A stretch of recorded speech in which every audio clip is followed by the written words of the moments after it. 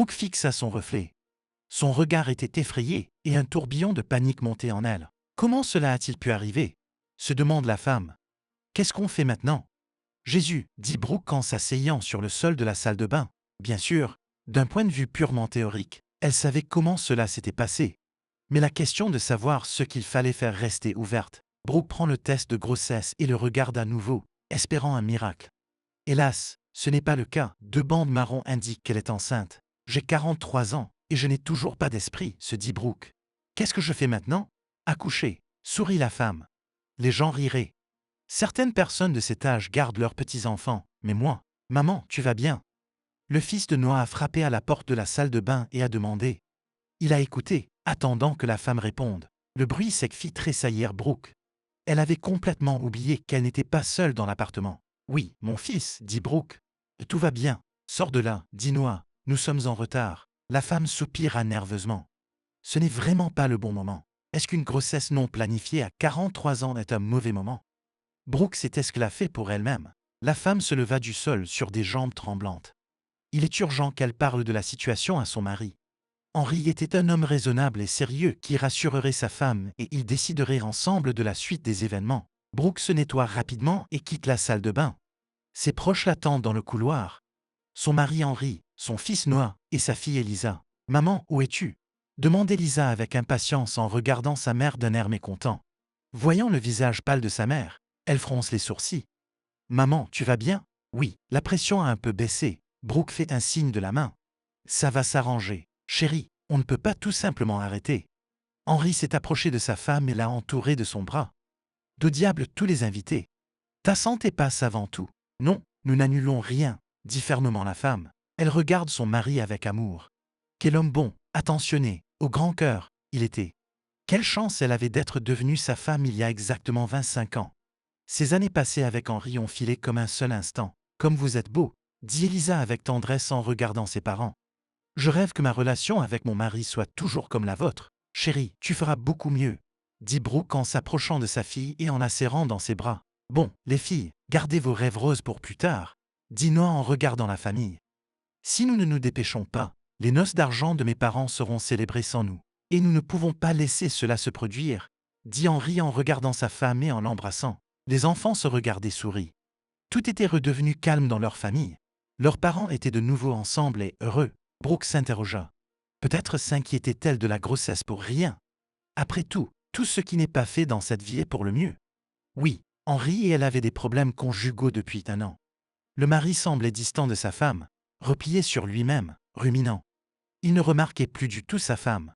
Brooke pensait même que son mari avait une maîtresse. La femme a essayé à plusieurs reprises d'aborder le sujet avec son mari, mais Henry s'est contenté de la repousser. À chaque fois, il donnait des raisons différentes pour expliquer son comportement. Il disait qu'il avait des problèmes au travail, qu'il était de mauvaise humeur ou qu'il ne se sentait pas bien. Naturellement, Brooke a commencé à chercher la raison en elle-même. Du haut de ses 43 ans, elle en paraissait 35. Sa silhouette faisait rêver de nombreuses jeunes filles. Elle pouvait donc s'offrir une garde-robe à la mode et élégante. Brooke a toujours pris soin d'elle. Elle n'a jamais laissé pousser ses cheveux. Elle a fait sa manucure à temps. Mais au cours des 2 derniers mois, c'est comme si l'homme avait été remplacé. Il était redevenu le même Henry qui adorait sa femme. Il lui offrait des fleurs et des cadeaux sans raison et lui organisait des rendez-vous romantiques. Brooke soupire. S'il y avait eu quelque chose en marge de son mari, c'était clairement terminé. Ce dont elle se réjouit. À 6h30 précises, la famille entra dans le café où Brooke et Henry avaient prévu de fêter leurs 25 ans de vie commune. La femme se dirigea directement vers la réceptionniste pour vérifier que tout était prêt, laissant son mari accueillir les invités. Les enfants s'affairent à préparer leur surprise pour leurs parents. Noah et Elisa ont décidé de commander une grande poupée en forme d'ours blanc, qui offrira à leurs parents un voyage romantique. Une croisière sur un bateau à moteur pendant 15 jours. Brooke, qui regarde sa famille, sourit. Involontairement, elle s'est caressé le ventre. Ce n'est peut-être pas une mauvaise chose qu'elle soit tombée enceinte à l'âge de 43 ans. Cet enfant serait considéré, élevé différemment. Des parents mûrs et établis avaient plus à donner à un enfant que des étudiants. Aujourd'hui, Brooke sera heureuse d'emmener le bébé dans des cercles de développement. Elle pourra passer plus de temps à la maison. Après tout, lorsqu'elle a donné naissance à Noah, elle n'avait que 19 ans.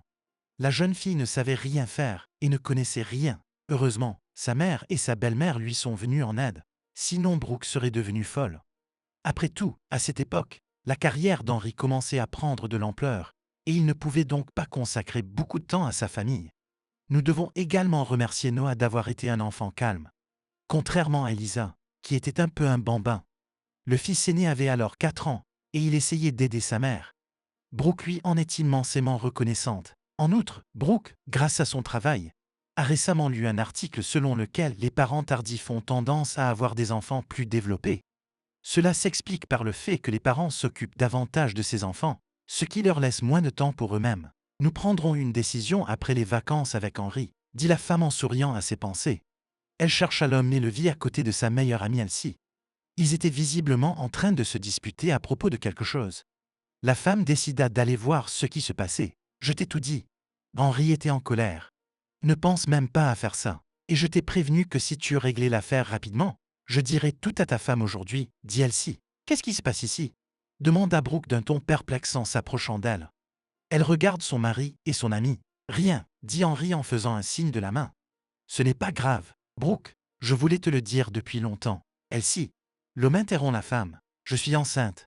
Elsie regarde son amie et lui sourit triomphalement. Brooke ne sait pas comment réagir. Certes, elle est heureuse pour Elsie. Mais pourquoi Henry lui a-t-il interdit de le dire à Brooke? Brooke se dirigea vers son amie et la serra dans ses bras. La femme était sincèrement heureuse pour Elsie. Même si elle avait 42 ans, le destin lui avait donné la chance de devenir mère. Elsie, je te félicite, dit Brooke en regardant son amie. Regardant autour d'elle, la femme demanda. Pourquoi es-tu venue seule? Pourquoi es-tu venue seule? Où est ton homme? Brooke, tu ne comprends vraiment rien. Elsie se sent mal à l'aise. Elle avait prévu que Brooke comprendrait tout d'elle-même et qu'elle n'aurait pas à lui expliquer quoi que ce soit. Mais quoi qu'il en soit, Elsie respectait et aime son amie. Mais en même temps, elle enviait son bonheur. Les deux amis se sont rencontrés il y a 10 ans, lorsqu'Elsie est venue travailler dans un jardin d'enfants en tant qu'orthophoniste, où Brooke occupait avec succès le poste de psychologue. Les deux femmes ont rapidement trouvé un langage commun. Au début, leur amitié ne dépassait pas le cadre de l'institution où elles travaillaient.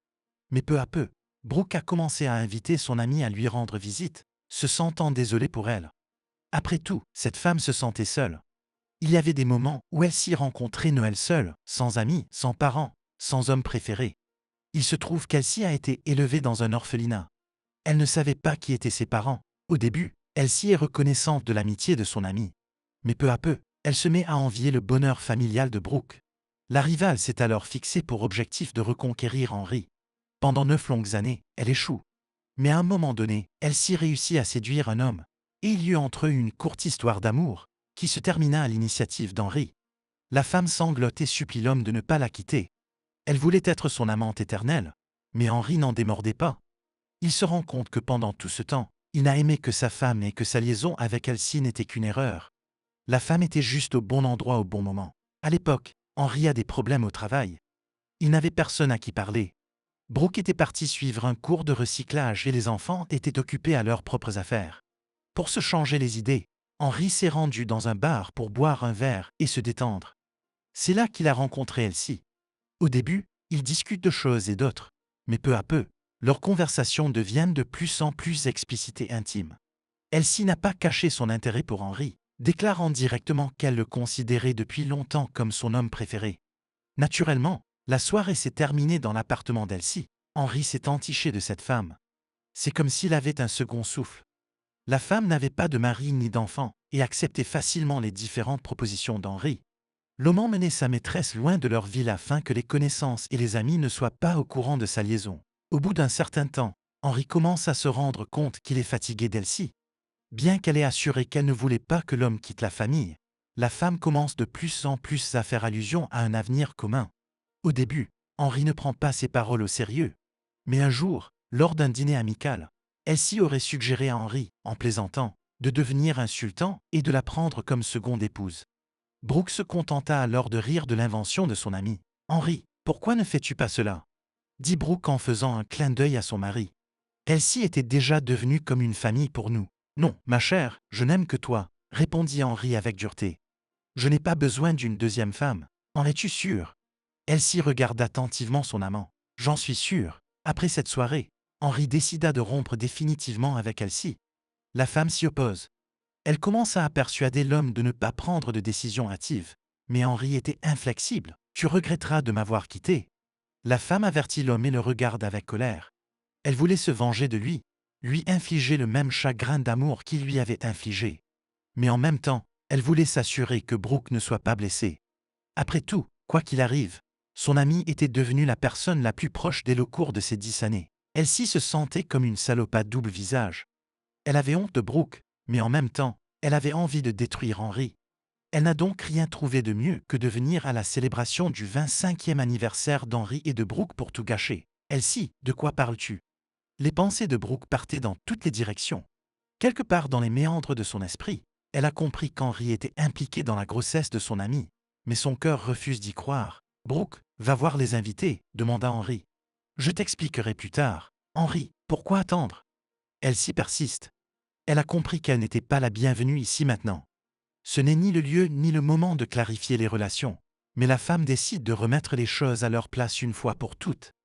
Je pense que votre femme a le droit de connaître la vérité. Qu'est-ce qui se passe ici? Brooke cherchait à gagner du temps, même si elle commençait à deviner qui était le père du bébé d'Elsie. Henri, il n'y a rien que tu veuilles me dire. Si. L'homme serra sa femme dans ses bras. Brooke, je t'aime plus que la vie elle-même. Tu es la seule femme avec qui je veux vieillir. Henri, Brooke, ton mari est le père de mon bébé. J'ai eu une liaison avec lui. Dit Elsie. Elle voit bien que Brooke est troublée. Au fond d'elle-même, la femme avait espéré que son ami mettrait son mari à la porte après la nouvelle de son infidélité. Elsie accueillerait Henri à bras ouverts. D'autant plus qu'elle attendait un enfant de lui. Qu'est-ce que c'est? Les yeux de Brooke se brouillèrent, et elle se sentit nauséeuse. Elle s'agrippa à Henri pour ne pas tomber. Pendant tout ce temps, Brooke avait repoussé l'idée que son mari la trompe. Mais maintenant qu'Elsie l'avait dit à haute voix, la femme se sentait choquée. Comment est-ce possible? Brooke essaie de se concentrer sur le visage de son mari, mais ses traits se brouillent. Soudain, la femme se sentit brûlée, et son visage se couvrit de sueur. Brooke, cria Henri. Il fit asseoir sa femme sur une chaise. De l'eau, vite. Elisa se précipite vers la femme avec un verre d'eau. Elle essaya de faire boire sa mère pour qu'elle se remette un peu. Henri, qu'est-ce qui ne va pas? Demande Emma, la belle-mère de Brooke, d'un ton exigeant. Elle adorait Brooke et prenait toujours sa défense. Brooke est tombée malade, marmonne Henri. Il lança un regard d'avertissement à Elsie pour qu'elle se taise. Que Dieu lui pardonne d'ouvrir la bouche maintenant. L'homme était prêt à protéger sa femme des situations désagréables. Et peu importe qu'il ait lui-même créé l'une d'entre elles. Ma fille, qu'est-ce qui ne va pas? Brooke fut abordée par sa mère Jessica. La femme était terrifiée. Henri, as-tu appelé une ambulance? Maman, il n'y a pas besoin d'ambulance, murmure la femme. Tout va s'arranger maintenant. Grand-mère, maman se sent souvent malade ces derniers temps, se plaint Elisa. Elle a chaud ou des nausées. Ma fille, c'est bien ce que je pense. Jessica regarda Brooke d'un air narquois. Celle-ci hocha la tête, n'osant pas bouger. Maman, de quoi parles-tu? Demande Henri. Il ne sait pas ce que sa belle-mère veut dire. Tu devrais peut-être arrêter de parler par énigme, demanda Emma. Qu'est-ce que tu racontes? Ne me dis pas que tu n'as pas deviné, dit Jessica en souriant et en regardant Emma attentivement. Nausée, vertige. Allez, dit la belle-mère de Brooke en écartant les mains. Elle regarde Brooke et sourit. Je suis si heureuse. Qu'est-ce qui se passe? Henri explose. Non seulement il était effrayé par l'état de sa femme, mais leur mère parlait par énigme. Papa, tout le monde a compris, dit Noah en souriant. On dirait que tu vas bientôt redevenir papa. Henri regarde son fils avec incrédulité. Était-ce vraiment vrai? Si c'était le cas, comment Brooke avait-elle pu laisser cela se produire? Après tout, sa femme avait toujours été très claire à ce sujet. Brooke, pourquoi ne dis-tu pas quelque chose? Henri se tourne vers sa femme. T'es-tu vraiment enceinte? Oui, répond tranquillement la femme. Elle pose ses mains sur son ventre, comme pour protéger le bébé du monde extérieur. Maman, Elisa serra la femme dans ses bras. Je vais bientôt avoir un petit frère. Et j'espère que cette fois, il sera normal, contrairement à d'autres. Et j'espère que j'aurai une petite sœur adéquate, dit Noah en jetant un coup d'œil à Elisa. Ils ont dû nous donner un produit défectueux à la maternité. Suis-je un produit défectueux? La fille était outrée. Elle se jeta sur son frère et le frappa au front. Qu'est-ce que tu fais? Noah, indigné, se caresse le front. C'est normal pour nous, les rejeter, dit Elisa en haussant les épaules nonchalamment. D'accord, on se calme. Tous les deux, cria Henri à l'adresse des enfants. Il ne veut pas entendre une nouvelle dispute entre son fils et sa fille. Ce qui est important maintenant, c'est de mettre les choses au clair avec sa femme. Et il valait mieux que ce soit en privé. Brooke, allons prendre l'air. Ne me touche pas, répondit la femme sans émotion. Elle n'a pas envie de parler à son mari en ce moment. Chérie, mais ne m'appelle pas comme ça. Brooke se lève de la chaise et regarde son mari avec colère. Laisse-moi tranquille. Brooke, ayons une conversation privée, propose Henry. Il ne voulait pas que la famille soit au courant de la grossesse d'Elsie, qui regardait le couple en silence.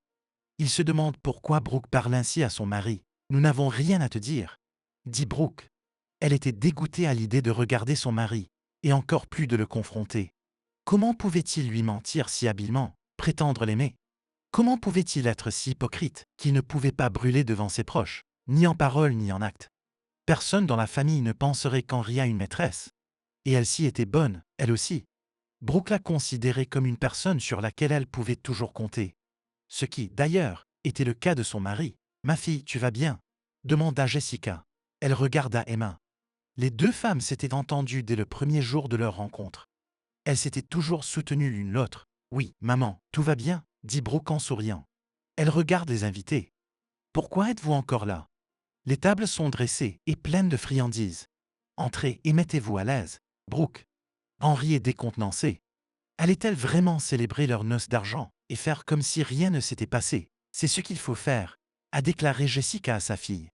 Quoi qu'il en soit, ce n'est pas tous les jours que nous célébrons 25 ans de vie commune. Qui a dit que nous fêtions nos noces d'argent? Brooke hausse son sourcil droit. Je ne comprends pas. La femme plus âgée était confuse. Elle regarda sa fille comme si elle était face à un extraterrestre. Brooke se dirigea d'un pas vif vers la table. Elle se servit un grand verre de vin rouge et le leva. « Honorable invité », dit Brooke d'un ton solennel. « Je veux boire à la santé de mon mari. J'ai toujours su que j'étais derrière Henri comme un mur de pierre. Qu'il était un homme fiable. Que mon mari ne me trahirait jamais. C'est vrai. Jessica soutient son gendre. Elle regarde Henri. « Pourquoi es-tu là? Versez le vin dans les verres. Nous boirons à votre santé. » L'homme obéit aux ordres de sa belle-mère. Il prit le verre et regarda Brooke d'un air suppliant. « Alors, je continue, » dit la femme en souriant. « Dès ce matin, j'ai fait des projets d'avenir avec Henri. Surtout quand j'ai entendu parler de la nouvelle venue dans notre famille. Mon Dieu, je suis si contente, dit Emma à voix basse, heureuse. Mes enfants, vous êtes si bons.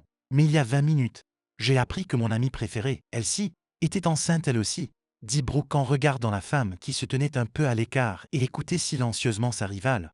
Elsie, viens à nous. Toi et moi sommes dans la même situation. Wow, dit Emma en joignant les mains. Vous êtes même tombée enceinte presque en même temps. Quelle amitié! Oui, ma chère belle-mère préférée, sourit Brooke. Non seulement nous avons le même âge gestationnel, mais nos enfants ont même le même père. C'est merveilleux. L'aîné comprit le sens des paroles de sa belle-fille et s'arrêta avant de terminer sa phrase. Le sourire disparaît peu à peu du visage d'Emma. « Tu veux dire un seul père ?» dit-elle en regardant son fils, qui était rouge de honte. « Brooke, pourquoi dois-tu être si ?» Henri avait honte que sa femme ait révélé son infidélité au grand jour. « Papa, c'est vrai ?» demande Noah en serrant les poings. Il regarde son père avec dégoût. Puis Elsie. « Les enfants, parlons-en à la maison » demande l'homme. Il voulait sortir de ce café au plus vite. « Comment ça, à la maison ?» Le fils était déterminé. « Je crois que tu vas devoir vivre séparé de nous pendant un certain temps. Jusqu'à ce que maman décide de ce qu'elle va faire. Tu me mets à la porte. » Henri est décontenancé. Il n'avait jamais pensé qu'il se trouverait dans cette situation. Oui, l'homme avait spéculé à plusieurs reprises sur ce qui se passerait lorsque sa famille découvrirait sa liaison avec Elsie. Mais même dans son pire rêve, Henri ne pouvait pas imaginer ses propres enfants le mettre à la porte de son appartement. « Pouvais-je aller chez la mère de ton futur enfant ?» dit Elisa avec colère. Elle voulait insulter à la fois la maîtresse de son père et son enfant. L'idée qu'elle se faisait d'une famille idéale, celle qu'elle se faisait de la relation de ses parents il y a une heure, venait de voler en éclats. Il s'avère que son père pouvait se permettre de tromper sa mère et d'avoir un enfant avec sa maîtresse. « Elisa, c'est en fait ton futur frère ou ta future sœur, » dit Elsie. Elle se sentait blessée pour son enfant à naître. Il était déjà clair que ni Noah ni Elisa ne l'accepteraient jamais. Celui-ci. La jeune fille hocha la tête et désigna le ventre d'Elsie. « Ne sera jamais le mien, mais tu acceptes l'enfant de ta mère, » dit la femme. « Et mon bébé est l'enfant de ton père. Ton sang coule aussi en lui. Te rends-tu compte de ce que tu viens de dire? Votre enfant ne sera jamais un frère ou une sœur pour nous. Il sera toujours un paria pour nous. Comment est-ce possible ?» Les larmes brillent dans les yeux de la femme. Elle avait espéré que les enfants d'Henri accepteraient leur propre petit homme. Tu devrais te servir de ta tête avant de coucher avec le mari d'une autre, dit Emma d'un ton plein de jugement. Surtout si c'est le mari de ta meilleure amie, ajouta Jessica. Et il pourrait te mettre enceinte, poursuit la belle-mère de Brooke, et avoir le culot de le dire à voix haute, a ajouté Jessica. Et ensuite espérer que votre enfant soit accepté dans la famille, grimaça Emma. Je te déteste, dit la mère de Brooke. Emma, comment peux-tu dire cela? Chuchota Elsie. Des larmes jaillirent de ses yeux. C'est ton petit-fils. Souviens-t'en une fois pour toutes, s'insurge la femme. Je n'ai que 2 petits-enfants. Il y en aura bientôt un 3e. Et je n'accepterai jamais votre enfant. Tu n'as même pas à espérer. Elsie regarde les gens autour d'elle. Elle n'avait jamais ressenti autant de ressentiment et de haine. Vous êtes des gens cruels, murmure Elsie. La femme se retourne et sort du café en courant. Cours, cours, hypocrite, cria Elisa en poursuivant la maîtresse de son père. Soudain, la jeune fille se mit à pleurer. Comment vivre maintenant, sachant que ton père, que tu as tant aimé et adoré, est un traître? Après le départ d'Elsie, le silence règne dans le café. Tout le monde réfléchit à la situation. Brooke essaye de ne pas pleurer devant ses proches, même si la trahison de son mari y a contribué.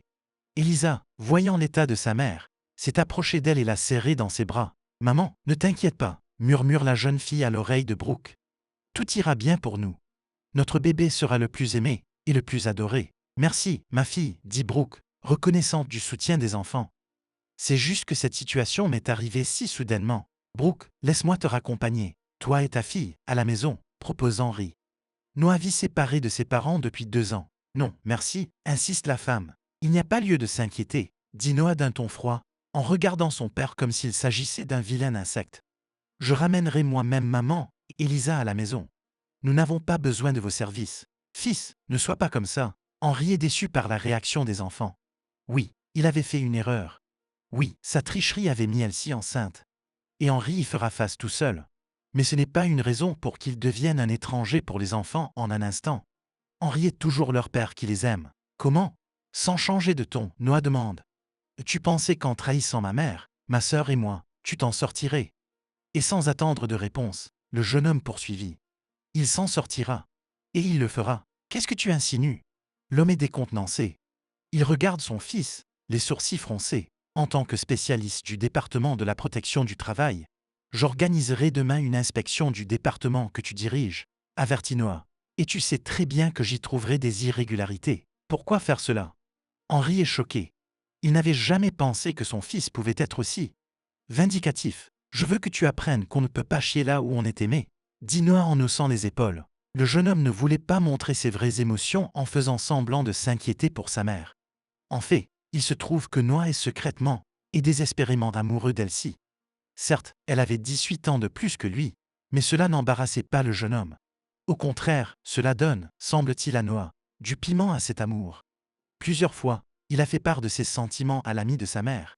Mais Elsie faisait semblant de ne pas savoir de quoi Noah parlait ou ne connaissait pas vraiment les émotions que le fils de son ami ressentait. Et maintenant, lorsque Noah apprend que la femme qu'il aimait est enceinte de son père, il veut rayer Henri de la surface de la terre, le détruire. Après tout, son père n'était plus un proche, mais un rival. De plus, Henri avait trompé sa mère, l'avait trompé.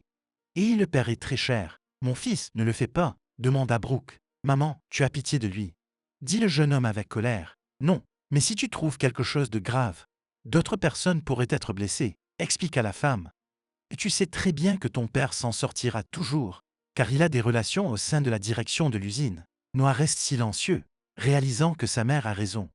Il serre les poings. Il avait hâte de faire quelque chose qui ferait mal à son père. Pas une douleur physique, mais une douleur mentale. Faire souffrir Henri, ne sachant pas comment se débarrasser de la douleur qui enveloppait son corps. « Maman, rentrons à la maison », dit Elisa, voyant que Brooke ne se sentait pas bien. « Tu dois te reposer maintenant. Allons-y », accepta la femme. Brooke prit sa fille sous le bras, et elles marchèrent lentement vers la sortie. Noah lança un regard furieux à son père et passa devant lui en lui attrapant l'épaule. Henri était blessé et vexé que sa famille lui ait tourné le dos du jour au lendemain. Au début, l'homme voulut arrêter Brooke et la supplier de lui pardonner, mais il décida de lui laisser le temps de se remettre un peu. « Oh, gendre, qu'as-tu fait ?» Jessica secoua la tête d'un air désapprobateur. « Je pensais que tu étais différent. » J'ai même dit à mes voisins que mon gendre devrait être inscrit dans le livre rouge comme une espèce en voie de disparition d'hommes qui ne trompent pas leurs femmes. Et vous? Et la vieille femme a fait un signe de la main et s'est dirigée vers la rue. Elle voulait faire une petite promenade, prendre l'air. Henri s'assit à la table et se passa les bras autour de la tête. Comme ça, il avait gâché 25 ans de bonheur conjugal pour une amourette. Eh bien, triste amoureux, tu as la tête entre les mains, demanda Emma à son fils d'un ton narquois. Tu aurais dû y penser plus tôt. Maman, ne commence pas, demanda Henri. Il releva la tête et regarda la femme. Tu ferais mieux de me dire ce que je dois faire. Je te dirai bien ce qu'il faut faire. Mais je n'ai pas les bonnes manières pour le faire, dit sévèrement la femme.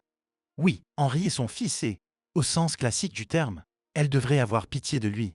Mais elle était aussi une femme qui avait été trompée par son mari, et elle n'avait donc aucune pitié pour son fils. D'après tout, vous avez vous-même ressenti la douleur de la trahison de votre père.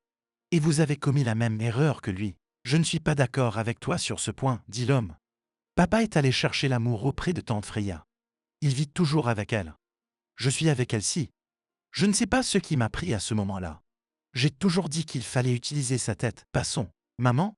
Henri s'est levé brusquement. Oui, j'ai eu tort. Mais pourquoi m'humilier? Tu pensais qu'on te donnerait une tape sur la tête? Demanda Emma, les mains le long du corps. Non, ne te fais pas d'illusions, dit la femme en secouant la tête d'un air désapprobateur. Je peux te pardonner beaucoup de choses, mais ce que tu as fait à Brooke me dépasse. Je suis désolé, j'ai besoin d'être seule. La femme se retourna et s'éloigna. Maman, je serai bientôt là, a crié l'homme après la femme. Pour aller où? Demande la femme en fronçant les sourcils. Elle se retourne et regarde son fils avec surprise. Chez toi, dit Henri.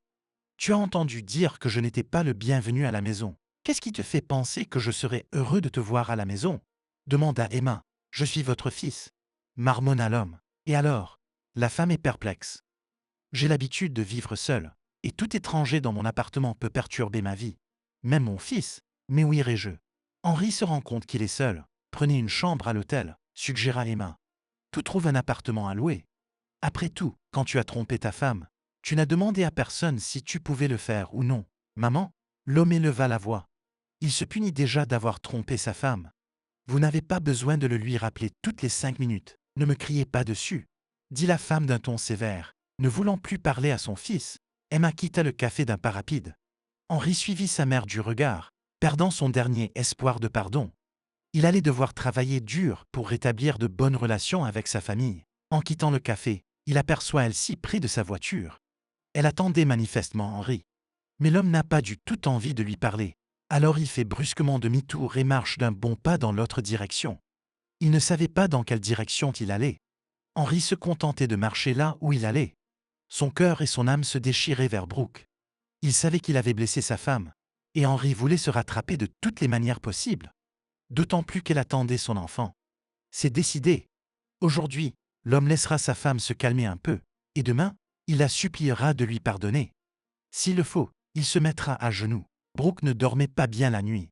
Son esprit était envahi par les souvenirs de cette nuit. Un ami, un mari, comment Henri pouvait-il la tromper?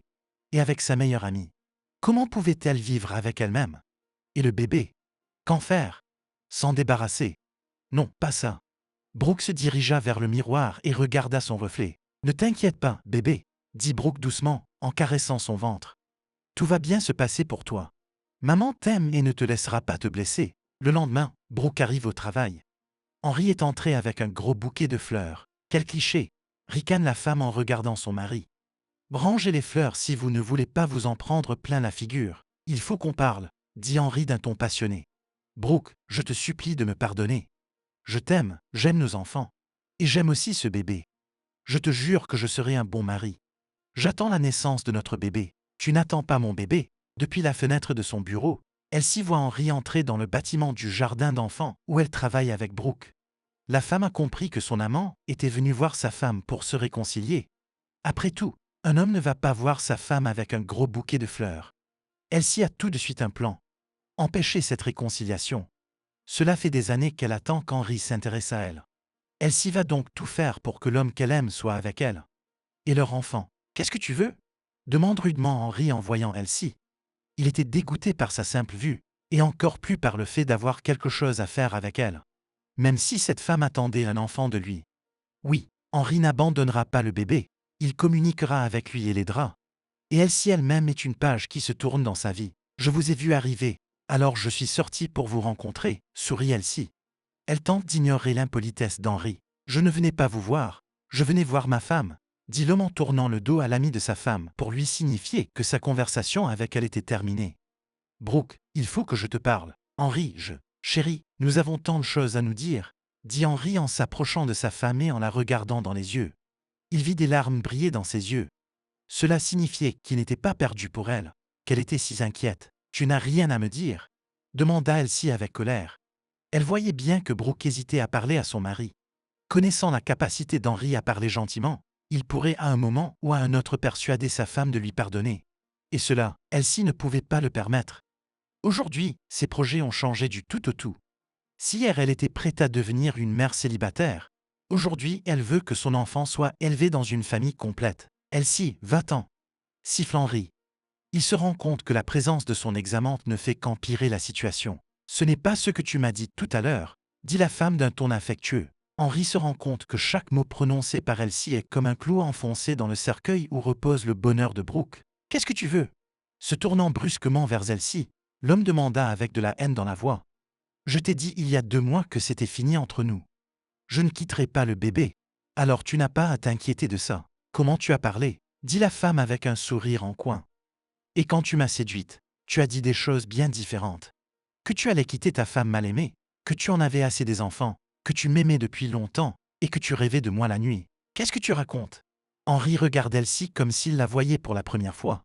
Je t'ai dit tout de suite que je ne quitterai jamais Brooke. Chérie, je comprends que tu veuilles te réconcilier avec ta femme, dit la femme avec du ressentiment dans la voix. Mais pourquoi me fais-tu du mal? Mon Dieu, pourquoi est-ce que je t'offense? Demande l'homme d'un ton perplexe. En disant la vérité. À l'origine, je ne m'intéressais à vous que pour. Henri essaie de trouver un mot pour décrire l'émotion qu'il ressent à ce moment-là. L'homme voulait faire comprendre à Elsie qu'il ne l'avait jamais aimée. Pour un court divertissement. Un divertissement qui a duré plus de 6 mois, dit l'examen. Oui, j'ai agi comme un salaud à 100% avec toi, soupire l'homme. Mais comprends-moi bien, je ne t'aimais pas et je ne t'aimerai jamais. Ce n'est que maintenant que je réalise que mon cœur appartiendra toujours à ma femme. Même si Brooke ne me pardonne jamais, elle est la seule que j'aimerai jamais. Tu crois que si tu pleures auprès de ta femme et que tu lui dis combien tu l'aimes, elle te pardonnera tout de suite? Demande Elsie d'un ton narquois. Ta vie s'améliorera et tout le monde oubliera tout. Non. Moi et mon bébé seront un rappel constant de ton infidélité. Brooke s'imaginera à chaque fois que tu me caresses, que tu me chuchotes des mots doux à l'oreille. Sors de là, dit Brooke d'un ton ferme. La femme se rendit compte qu'Elsie avait raison. Son amie avait trop bien appris au cours de leurs 10 années d'amitié. Brooke regarda son mari. Sortez tous les deux d'ici. Chérie, donne-moi juste 1 minute. Dehors, allons-y, tous les deux. Brooke a du mal à contenir sa colère. Elle ne voulait voir ni son mari ni son ami. Elsie sourit d'un air vindicatif en réalisant qu'elle a réussi. Brooke réfléchira désormais 100 fois avant de pardonner à son mari. Elle se souviendra à chaque fois des paroles de son ami. Chérie, tu viens? Elsie roucoula affectueusement et regarda Henri d'un air interrogateur. Elle pouvait voir dans le regard de l'homme qu'il était prêt à la coincer et à l'enterrer dans un endroit éloigné pour ne pas se souvenir d'elle. Brooke, sache que je t'aime, dit l'homme en guise d'adieu et en regardant sa femme. Je suis désolé. Henri contourna son ancienne maîtresse et quitta le bureau. Il voulait quitter le bâtiment de l'école maternelle, pas pour voir Elsie. Il avait déjà regretté 100 fois de s'être engagé avec cette femme. Mais ce qu'il avait fait, il ne pouvait pas le défaire. Maintenant, il devra vivre avec toute sa vie et porter sur lui la croix de la trahison. Après tout, il est nécessaire d'établir des relations non seulement avec sa femme, mais aussi avec ses enfants, qui lui ont clairement fait savoir qu'ils ne voulaient pas communiquer avec lui. Brooke, nous avons beaucoup de choses à nous dire, dit Elsie en s'asseyant sur une chaise. Au travail, dit Brooke d'un ton autoritaire. Ne me dis pas ce que je dois faire, grogne la femme. Elsie déteste qu'on lui dise ce qu'elle doit faire. Si vous ne sortez pas maintenant, je vais vous dénoncer pour entrave à mon travail, avertit Brooke. Vous. Elsie bondit rapidement de sa chaise. Toute sa vie, elle avait vécu avec Henri comme un mur de pierre. Faire le tour du jardin, regarder tout le monde de haut. Votre monde parfait est brisé. Et je suis heureuse d'y avoir contribué. Seul mon mari est venu me demander pardon, pas vous. Il me jure un amour éternel et ferait n'importe quoi pour être près de moi, sourit Brooke avec douceur.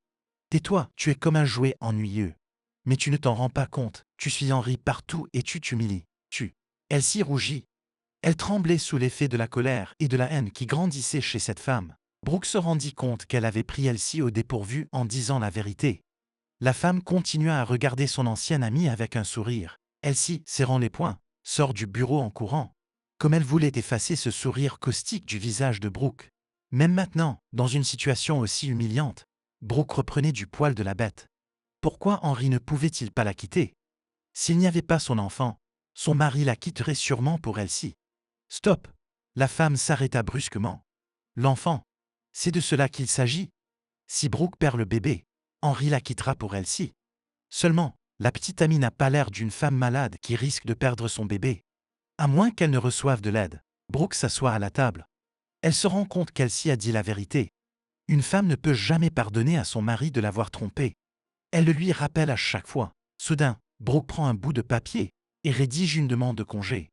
La femme a un besoin urgent de changer d'air pour bien réfléchir. Maman, tu es devenue folle. Demande Elisa en surprenant Brooke en train de faire ses valises. Où vas-tu? Demanda Elisa en surprenant Brooke en train de faire ses bagages. J'ai besoin de me reposer et de rassembler mes idées, sourit Brooke. Elisa, j'ai acheté un voyage dans un petit sanatorium dans les montagnes. J'irai avec toi, dit résolument la jeune fille. Non, ne le fais pas. La femme s'approcha de sa fille. Elisa, ne t'inquiète pas pour moi. Tout ira bien. Brooke sortit sur le balcon de sa suite et inspira profondément. Quel air pur! Le paysage, riche en couleurs et en nuances, s'ouvrait devant elle. Elle était heureuse de pouvoir se distraire un peu des problèmes qui l'accablaient. La femme ferait de son mieux pour ne pas y penser. Ça y est, elle est en vacances. Respirer l'air frais de la montagne, se promener et profiter d'une vie mesurée. Tel est le plan d'action de Brooke pour les 3 prochaines semaines. Comme la femme l'a remarqué, le sanatorium possède sa propre zone de parc forestier, ainsi qu'un jardin où diverses fleurs et rosiers ont été cultivés par la main bienveillante d'un spécialiste. N'est-ce pas magnifique? Soudain, Brooke frémit. Tournant la tête vers la source du bruit, elle vit un homme qui la regardait. Vraiment, acquiesça la femme. Elle regarda à nouveau les montagnes. Il lui était impossible de les quitter des yeux. Je m'appelle Jam, dit l'étranger. Oui, marmonna Brooke et se dirigea vers sa chambre. Elle était venue ici pour être seule, pas pour faire des connaissances. La femme savait qu'elle était impolie, mais elle ne pouvait pas s'en empêcher. Elle n'avait pas envie d'expliquer à un inconnu pourquoi elle n'était pas d'humeur à dialoguer. Brooke se changea et sortit se promener. Le soleil l'enveloppa de ses rayons, et elle ferma les yeux de plaisir. À force de vivre en ville, les gens ont fini par ne plus remarquer ces petites choses. À ce moment-là, le téléphone de la femme donna des signes de vie. En regardant l'écran, Brooke sursauta. C'était Henri qui l'appelait. Laissant tomber l'appel, la femme passa à autre chose. Essayant de s'abstraire des stimuli extérieurs, elle se dirigea vers un grand rosier, prit une fleur et la renifla. Elle sentait bon, n'est-ce pas? Discrète, mais si attirante, entendit Brooke derrière elle. Il était de nouveau là. Jam, qu'est-ce que tu veux? La femme est bien décidée à éloigner le voisin récalcitrant. Je voulais vous rencontrer, s'étonne l'homme. Mais il se ressaisit. Je sais que vous et moi venons d'emménager aujourd'hui. J'ai donc pensé que nous pourrions peut-être nous rencontrer, pour ne pas nous ennuyer. Je suis désolé, mais je suis venu ici pour me reposer et réfléchir, dit Brooke en essayant d'être poli. Elle ne voulait rencontrer personne. Tu ne devrais pas dire non, insista l'étranger. Dans ce sanatorium, on peut faire de l'équitation et se détendre dans le hammam turc. Je suis enceinte de 6 semaines. Les chevaux et les hammams me sont donc strictement interdits, précise la femme. Elle en avait assez de devoir supporter une voisine collante. Je ne voulais pas vous offenser, dit Jacques en rougissant un peu. Il était évident qu'il avait honte de son comportement.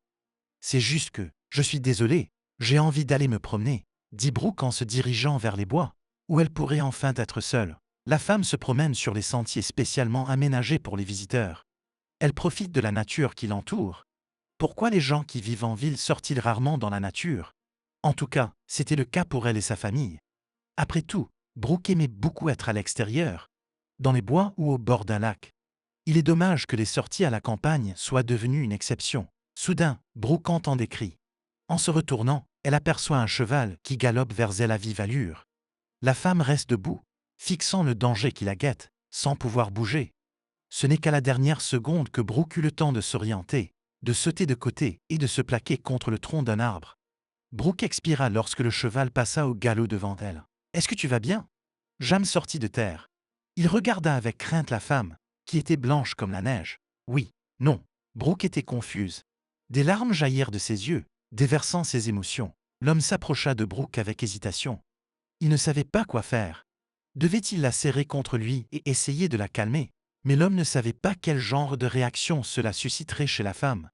Pendant que Jam réfléchissait, la femme s'approcha de lui et se pressa contre lui. Elle avait besoin d'une présence humaine en ce moment.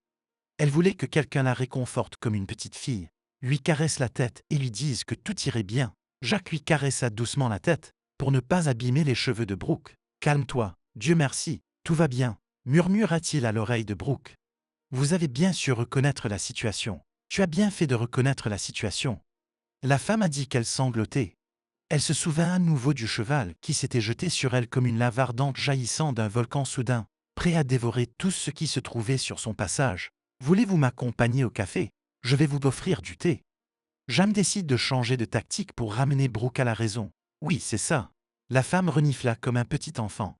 Elle sortit un mouchoir de son sac et essuya ses larmes. À ce moment-là, le téléphone sonna à nouveau. Brooke regarda l'écran et laissa tomber l'appel. « Un prétendant persistant ?» demanda Jam. « Le mari » dit Brooke en faisant un signe de la main. « Sex-mari ?» L'homme la regarda d'un air interrogateur, mais décida de ne rien dire. Brooke le lui dirait s'il le fallait. Assise dans le café et buvant un thé apaisant, la femme se détendit un peu. Elle contempla les montagnes qui se dressaient majestueusement au pied de la forêt de conifères. Brooke soupira. « J'aimerais pouvoir rester ici pour toujours. À quoi penses-tu » Jam s'assit en face d'elle et but un café. « Au fait que ma vie ressemble à ce précipice » dit la femme en hochant la tête, désignant la colline où, après une petite étendue de plaine, il y avait un précipice abrupt. Après 25 ans de bonheur conjugal, je me suis retrouvé au fond. Un homme est ainsi fait, il a l'habitude de faire confiance à ses proches, dit l'homme en haussant les épaules. Après 10 ans de mariage, ma femme m'a dit que j'étais un type ennuyeux, passionné de carrière, qui n'avait pas besoin d'une famille. Et vous, que faites-vous? Brooke n'a pas pu s'empêcher de demander. Je suis médecin chirurgien, dit Jam en regardant les montagnes. Le jour où ma femme m'a quitté, nous partions en voyage pour fêter notre 10e anniversaire. Nous avions réservé une croisière en Europe. J'ai hélé un taxi, pris mes valises et me suis préparé à sortir. Mais à ce moment-là, j'ai reçu un appel d'un ami proche qui m'a informé que son fils avait eu un terrible accident et que l'adolescent était transporté dans mon hôpital. Il avait besoin d'une intervention chirurgicale d'urgence. J'ai dit à ma femme que je devais aider mon ami à sauver son fils. Grâce à crier que mes amis étaient plus importants que ma famille. Et si je partais à l'hôpital maintenant, notre vie commune s'arrêterait immédiatement. Votre femme n'a-t-elle pas compris que la vie du fils de votre ami était en jeu? Demande Brooke d'un ton perplexe. Elle s'en fichait, dit Jam en souriant et en regardant Brooke. Je lui ai dit que je rejoindrais Grace juste après l'opération. Mais ma femme n'en démordait pas. Dès que j'ai quitté l'appartement, j'ai été immédiatement reclassé comme ex-mari. Quand ma femme est revenue de son voyage, elle a divorcé, et vous n'avez même pas essayé de préserver l'unité de la famille. Demande la femme. À quoi cela rime-t-il? Jam haussa les épaules. Si nous n'avions plus les sentiments et les émotions qui nous avaient unis pendant 10 ans, si Grace faisait passer ses vacances avant la vie du fils de mon ami, alors pourquoi essayer de sauver un mariage comme celui-ci? C'est vrai, soupire Brooke. Elle se rend compte que Jam a raison. La femme était une fois de plus convaincue qu'elle avait raison au sujet de son mari. Elle et Henri ne devraient pas être mariés si l'homme l'avait trompée. Oui, malheureusement, elle allait devoir élever seule le bébé. Brooke regarde les montagnes. Le couple s'assit en silence et réfléchit à ses propres pensées. À ce moment-là, Brooke reçut un nouvel appel d'Henri. « Je t'écoute », dit la femme en décidant de parler à nouveau à son mari. « Brooke, je ne me sens pas bien. » Brooke fronça les sourcils. Pourquoi son mari voudrait-il lui parler de son chagrin d'amour? Elle se sentait mal aussi, mais elle ne voulait pas en parler. Surtout pas avec lui. « Henri, appelle Elsie », suggéra Brooke. « Elle pourra peut-être t'aider à résoudre ton problème. » Avoir un enfant ensemble aide à rapprocher les parents. Ne me quitte pas. La voix rauque de son mari avait autrefois ravi une femme. Mais aujourd'hui, Brooke ne ressentait que de l'agacement. « Je suis désolé, mais je n'ai pas le temps », dit la femme avec colère. « J'ai une vie à moi maintenant, et tu n'y as pas ta place. Au revoir, Brooke, chuchota Henri. Mais la femme ne l'entendit pas car elle avait éteint le téléphone. « Marie » demanda Jam, et d'un signe de tête, il désigna le téléphone. « Oui, il a décidé que j'avais besoin de savoir qu'il souffrait, » dit la femme avec irritation. « Peut-être qu'il se sent vraiment mal, » dit l'homme pour défendre Henri. Un homme a le droit de faire des erreurs, après tout. Je m'en fiche maintenant, dit Brooke en haussant les épaules et en buvant une grande gorgée de thé dans sa tasse. J'adore les tisanes. À ce moment-là, une femme indignée d'une soixantaine d'années entra dans le café. Elle tenait un petit chien dans ses bras et lorgnait ostensiblement les clients. Enfin, pour être plus précis, le contenu de leurs assiettes. La dame au chien s'est dirigée vers son objectif le plus cher, à savoir la table près de la fenêtre. Et aucun obstacle sous la forme du gérant du café et du serveur n'a pu l'en empêcher. Elle était suivie par un homme de petite taille. Il préférait ne pas intervenir dans le conflit, car il connaissait très bien le caractère répugnant de sa femme. Je vous demande pardon, mais je répète encore une fois que les chiens ne sont pas admis dans notre café, dit le gérant du café, un jeune homme d'environ 25-30 ans, en essayant de parler d'un ton confiant. Mais la vue de cette visiteuse l'a troublé et terrifié. Et je vous répète encore une fois que je n'ai pas de toutou, prophétise la femme sur un ton qui ne tolère aucune objection. À moins que vous ne comptiez mon liam, dit la visiteuse en hochant la tête en direction de son mari et en riant. Sa plaisanterie a semblé très spirituelle et amusante à la femme. Elle se tourna donc vers son mari et lui dit « Liam, pourquoi ne ris-tu pas ?»« Je ris, Oli, je ris. » L'homme regarda sa femme, cherchant son approbation. « C'est bien, Liam, » dit la femme en caressant la tête de son mari. L'homme pousse un soupir de soulagement. « Donnez-moi le menu. » dit Oli à voix haute en s'installant à sa table. Le serveur s'empresse d'exécuter la volonté de la visiteuse. Il savait déjà que tout retard lui vaudrait une longue leçon de la part de cette femme désagréable. Le personnel du café attendait que les 21 jours de séjour de la dame dans le sanatorium expirent et qu'elle retourne chez elle. 2 jours d'enfer se sont écoulés. Il en reste 19. Bon, je vais prendre le pavé de saumon et les légumes grillés, commence à énumérer Oli. Pour mon toutou, je prendrai un filet de saumon désossé et bouilli. Je suis désolé, nous n'avons pas ce plat au menu. Alors, le serveur tente de contredire Oli. Mais les mots restent coincés dans sa gorge lorsque son regard croise celui de la cliente. Ce sera donc le cas, décida Oli. Liam, comme d'habitude. De la viande. Chérie, je voulais essayer les pâtes au saumon, dit l'homme en regardant sa femme avec espoir. Combien ça coûte? La femme trouve rapidement les pâtes sur le menu et regarde le prix. D'accord, c'est moins cher que la viande. Tu peux donc essayer ce soir. Merci, dit l'homme, reconnaissant envers sa femme. Brooke et Jacques se regardèrent. Comment quelqu'un pouvait-il être aussi dépendant de sa femme pour tolérer ses moqueries? Le serveur prit la commande et se dirigea vers la cuisine. Oli posa le chien sur le canapé et sortit des lingettes humides de son sac. « Liam, notre fille a un peu peur », demande Oli d'un ton inquiet en regardant le chien. « Quand nous rentrerons à la maison, nous devrons emmener notre chien chez le vétérinaire. » Pourquoi? L'homme regarde sa femme avec surprise. « Tu ne te souviens pas que ce méchant cheval a fait peur à ma petite fille ?» Oli prend le chien dans ses bras et regarde son mari avec indignation. Comment a-t-il pu oublier une telle chose? Mais je t'ai dit de ne pas lâcher le chien quand il y a des chevaux, décide l'homme pour contredire sa femme. Elle aboya en direction du cheval qui, effrayé, s'enfuit. Il a failli piétiner la femme. Mais elle s'est ressaisie à temps et s'est cachée derrière un tronc d'arbre. Il ne faut pas marcher là où les animaux marchent, dit Oli. Puis elle regarde son mari. Quand a-t-il eu le temps de boire l'élixir de courage? Pourquoi défends-tu cette dame? Non, Oli, j'avais peur pour notre chien. Liam a décidé d'être un peu sournois, connaissant le tempérament de sa femme. Ce cheval aurait pu piétiner notre fille. C'est ce que je veux dire, acquiesce la femme. Mais ce n'est pas grave. J'ai déjà dit à cet instructeur tout ce que je pensais de lui. Et il s'est mis à me crier dessus. Mais tu as attaqué le mauvais. La femme serra le poing et menaça son adversaire invisible. J'aimerais parler à cette dame, pour qu'elle ne sorte pas là où on ne lui demande pas. Brooke regarda Jacques, réalisant que la méchante dame, c'était d'elle. On sort d'ici, demanda Jam à voix basse. Oui, je n'ai pas envie de lui parler, murmura Brooke. J'ai peur d'elle, pour être honnête. Jacques paya la commande et le couple se leva et quitta la table sans un mot. Quelle femme? Dit Brooke avec de l'horreur dans la voix. Tu ne le dis pas, approuva Jam avec sa compagne. J'ai failli être piétiné par un cheval à cause d'un petit chien, dit la femme. Soudain, le téléphone de Brooke sonna. Oui, ma fille, bonjour, dit la femme, heureuse d'entendre Elisa. Mamie, la fille essaya de parler d'un ton joyeux. Mais Brooke pouvait entendre que sa fille avait quelque chose qui n'allait pas. Comment vas-tu, Elisa? Que s'est-il passé? Demande Brooke directement. Je vais bien, dit la jeune fille en riant nerveusement. Qu'est-ce qui te fait penser ça? Ma fille, tu n'as pas à me cacher la vérité, soupira la femme. Qu'est-ce qui s'est passé, maman? Elisa hésite, ne sachant pas si elle doit dire la vérité à sa mère ou non. À ce moment-là, elle entend Noah réprimander sa sœur en arrière-plan. Ne t'avise pas de dire la vérité à maman. La femme fronça les sourcils. Pourquoi Elisa ne devrait-elle pas lui dire? Que lui cachent les enfants? Ma fille, dis à ton frère que je l'entends, demanda Brooke à la jeune fille. Et qu'est-ce que tu ne devrais pas me dire? Elisa ne sait plus où elle en est. La femme connaissait bien ce trait de caractère de sa fille. Si Elisa avait fait quelque chose de mal, elle se demandait toujours si elle devait ou non dire la vérité. Mais elle prenait une grande inspiration et, pour ne pas changer d'avis, elle la donnait rapidement. J'ai rayé ta voiture. Comment ça, vous l'avez rayée? La femme est déconcertée. Vous avez pris ma voiture? Oui, avoue-t-elle. Je voulais faire un tour, prendre de l'expérience avant mon examen de conduite. Elisa, je n'arrive pas à y croire, soupire Brooke. Tu t'es blessée? Non, maman, je vais bien, dit Elisa. Que va-t-il lui arriver? Murmura Noah en arrière-plan. Les sorcières sont résistantes.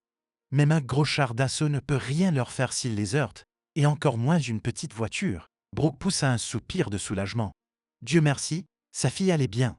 Et une voiture n'est qu'une montagne de métal qui peut être réparée. D'accord, quand je reviendrai, on discutera de la situation, décida Brooke en décidant de ne pas gronder sa fille. Après tout, l'affaire était déjà faite. Et lorsqu'elle arriverait, elle expliquerait à nouveau à Elisa que la voiture est une source de danger. Pas un jouet. Merci, maman, gazouilla joyeusement la fillette. Repose-toi et ne pense à rien. Au revoir, dit Brooke en entendant la voix de Noah avant de raccrocher. Je t'ai dit de ne pas déranger maman. Elle ne fera rien de toute façon. Elle s'inquiétera juste d'eux. Brooke n'a pas compris pourquoi. Elle a d'abord été alarmée par les paroles de son fils. S'était-il passé quelque chose d'autre? Puis elle a réalisé que Noah réprimandait sa sœur à propos de la voiture. Que pouvait-elle faire maintenant que l'acte était accompli? Brooke pouvait appeler son mari et lui demander de s'occuper de la voiture, mais maintenant elle devait s'en occuper elle-même. Pendant tout ce temps, Jam était à côté de Brooke, regardant silencieusement le rosier. Quand il vit que la femme était au téléphone, il demanda « Brooke, tout va bien ?» Le ton de l'homme était anxieux. Il regarda attentivement sa compagne. « Oui, si je puis dire, » sourit Brooke. « Ma fille est sur le point de passer son permis de conduire. Comme elle n'a pas beaucoup d'expérience, elle a pris ma voiture. Résultat, elle l'a un peu cabossée, si l'on peut dire. Elle n'est pas blessée, n'est-ce pas? Demande Jam. Je suppose que c'est un risque professionnel. Non, je vais bien, soupire la femme. Elle réalisait seulement maintenant ce que sa fille avait fait. Elisa aurait pu se blesser. Dieu merci, tout va bien. C'est vrai, acquiesça l'homme. J'ai vu beaucoup de choses dans mon travail. Parfois, les patients sont tellement mal soignés qu'on se demande comment cela a pu arriver. Combien de fois cela arrive-t-il? Brooke regarde les montagnes. Pourtant, c'était une bonne chose qu'elle soit venue ici. La simple vue des montagnes l'a calmée et ramené son état psychologique à la normale. C'est ici qu'elle décidera de la suite des événements. Bien sûr, le divorce avec Henry est une affaire réglée. Maintenant, elle doit trouver comment continuer à vivre seule avec son enfant. Ce n'est pas fréquent, mais ça arrive, soupire Jam. Il y a différents cas de figure. Certaines personnes sont en état d'ébriété et percutent quelque chose. D'autres se sentent soudain mal au volant. Qu'est-ce que c'est que ça? Brooke fronce les sourcils et le regarde. Eh bien, voici un exemple qui s'est produit aujourd'hui, dit l'homme. Récemment, mes amis m'ont appelé pour me dire qu'un homme avait été transporté à notre hôpital à la suite d'un accident. Il était au travail et se sentait mal. Il avait un gros mal de tête. J'ai pensé qu'il était très fatigué et que sa femme avait des problèmes. Alors il est rentré chez lui pour se reposer. Il a donc pris le volant et s'est mis en route. Pendant qu'il conduisait, il est tombé tellement malade qu'il a perdu la capacité de conduire, a déclaré l'homme en colère. Jam ne comprenait pas ces gens qui non seulement risquent leur propre santé, mais nuisent également aux autres. D'accord, dans cet accident, à part l'homme, personne n'a été blessé. Pourquoi ne peuvent-ils pas simplement appeler un taxi? Lorsque l'auteur de l'accident a été transporté à l'hôpital, on a découvert qu'il avait subi une attaque. Brooke est horrifié. Les gens ne se rendent-ils pas compte qu'ils abrègent volontairement leur propre vie? Imaginez, poursuit Jam indigné. La mère de l'homme est entrée et a cherché des excuses à son fils. Elle dit que sa femme l'a quitté et qu'il n'a donc pas pris soin de sa santé. Et maintenant, qu'en est-il de cet homme? Sans comprendre pourquoi, la femme demanda. Pour ne pas entrer dans les détails médicaux, je dirais simplement que les médecins traiteront le patient. L'homme a haussé les épaules. Mais la chose la plus importante commencera après la sortie de l'hôpital. C'est la réadaptation. C'est là que l'aide des parents et des amis sera nécessaire. Soit dit en passant, l'homme a eu la chance d'être amené à l'hôpital à temps. Pourquoi? Brooke se sentait comme une petite fille. Après tout, Elle ne connaissait rien à l'AVC. Pendant les 10 minutes qui ont suivi, Jam a expliqué en détail à Brooke ce qu'était un accident vasculaire cérébral et les dangers des troubles de la circulation cérébrale.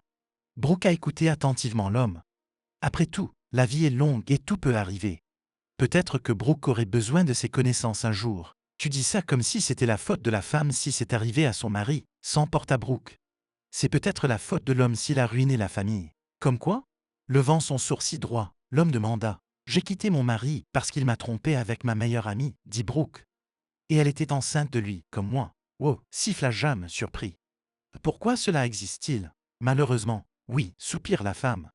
Elsie et moi avons été amies pendant 10 ans. Je pensais qu'elle faisait partie de la famille. Mais il s'avère qu'elle essaie de prendre ma place depuis longtemps. Que comptez-vous faire maintenant? Jam n'a pas pu s'empêcher de poser la question. Passez à autre chose, dit Brooke en haussant les épaules. J'ai 2 enfants merveilleux. Et j'ai un autre bébé qui doit naître dans 7 mois. Vas-tu l'élever seul? Tu n'as pas peur? Non, répond la femme en hochant la tête. Les 3 semaines passent vite. Brooke se repose l'âme, essayant de ne pas penser à son mari ou à son ancienne amie. Les enfants appellent leur mère tous les jours, ce dont la femme se réjouit. Brooke s'est liée d'amitié avec Jam. La femme est heureuse d'avoir rencontré un homme aussi merveilleux. Pendant 3 semaines, ils se sont promenés dans les bois et ont fait des randonnées dans les montagnes, discutant de tout et de rien. Connaissant la position intéressante de sa compagne, Jam choisissait des itinéraires faciles. Brooke se promet de ne pas perdre le contact avec Jam. Après tout, elle était habituée à lui, car Jam est un excellent interlocuteur. Il l'écoutera et lui donnera de bons conseils. Brooke entra discrètement dans son appartement, car elle voulait faire une surprise à ses enfants. Elle savait qu'ils l'attendaient à la maison. Soudain, elle entend une dispute entre sa fille et son fils. Je t'ai dit que maman n'avait pas besoin de parler de papa, s'emporte Noah. Maman doit savoir que papa a eu une attaque, dit Elisa. Brooke n'entendit pas ce que le frère répondit à sa sœur. Seule une pensée pulsait dans son cerveau. Accident vasculaire cérébral. Brooke entra dans la pièce et regarda attentivement les enfants, qui se regardaient confusément. La femme s'assit sur le canapé. La tête lui tourne. Accident vasculaire cérébral. Comment cela a-t-il pu arriver à Henri, qui n'a que 45 ans? Maman, comment s'est passé ton voyage? Demande Elisa avec un sourire enjoué. Elle s'assied à côté de Brooke. Comment se sont passées tes vacances? Elisa, qu'est-il arrivé à papa? Qu'est-ce qui lui est arrivé? Elisa regarde son frère d'un air suppliant. Maman, ne t'inquiète pas, dit Noah en s'asseyant à côté de sa mère. Papa a eu une attaque il y a 3 semaines, mais il va bien maintenant. Pourquoi ne me l'as-tu pas dit tout de suite? Demande Brooke. Elle était confuse et ne savait pas quoi faire. Maman, nous voulions te le dire en premier. Soupire Elisa avec tristesse. Mais nous avons décidé que tu devais maintenant ramener tes émotions à la normale. Si tu as oublié, je te rappellerai ta grossesse.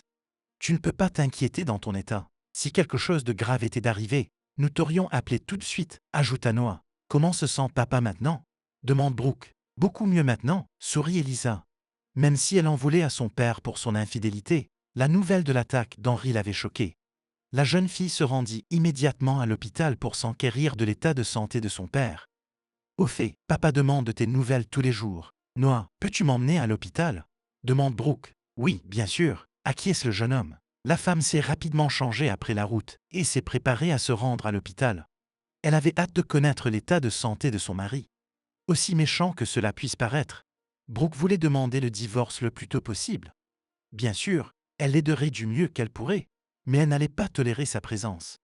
Dans son esprit, Brooke se considérait déjà comme une femme libre. Lorsqu'elle sortit, elle vit sa voiture intacte. « Elisa, tu as dit que tu avais rayé ma voiture », dit Brooke en regardant sa fille d'un air confus. « Je voulais te parler de l'attaque de papa, mais j'ai changé d'avis, dit-elle en haussant les épaules.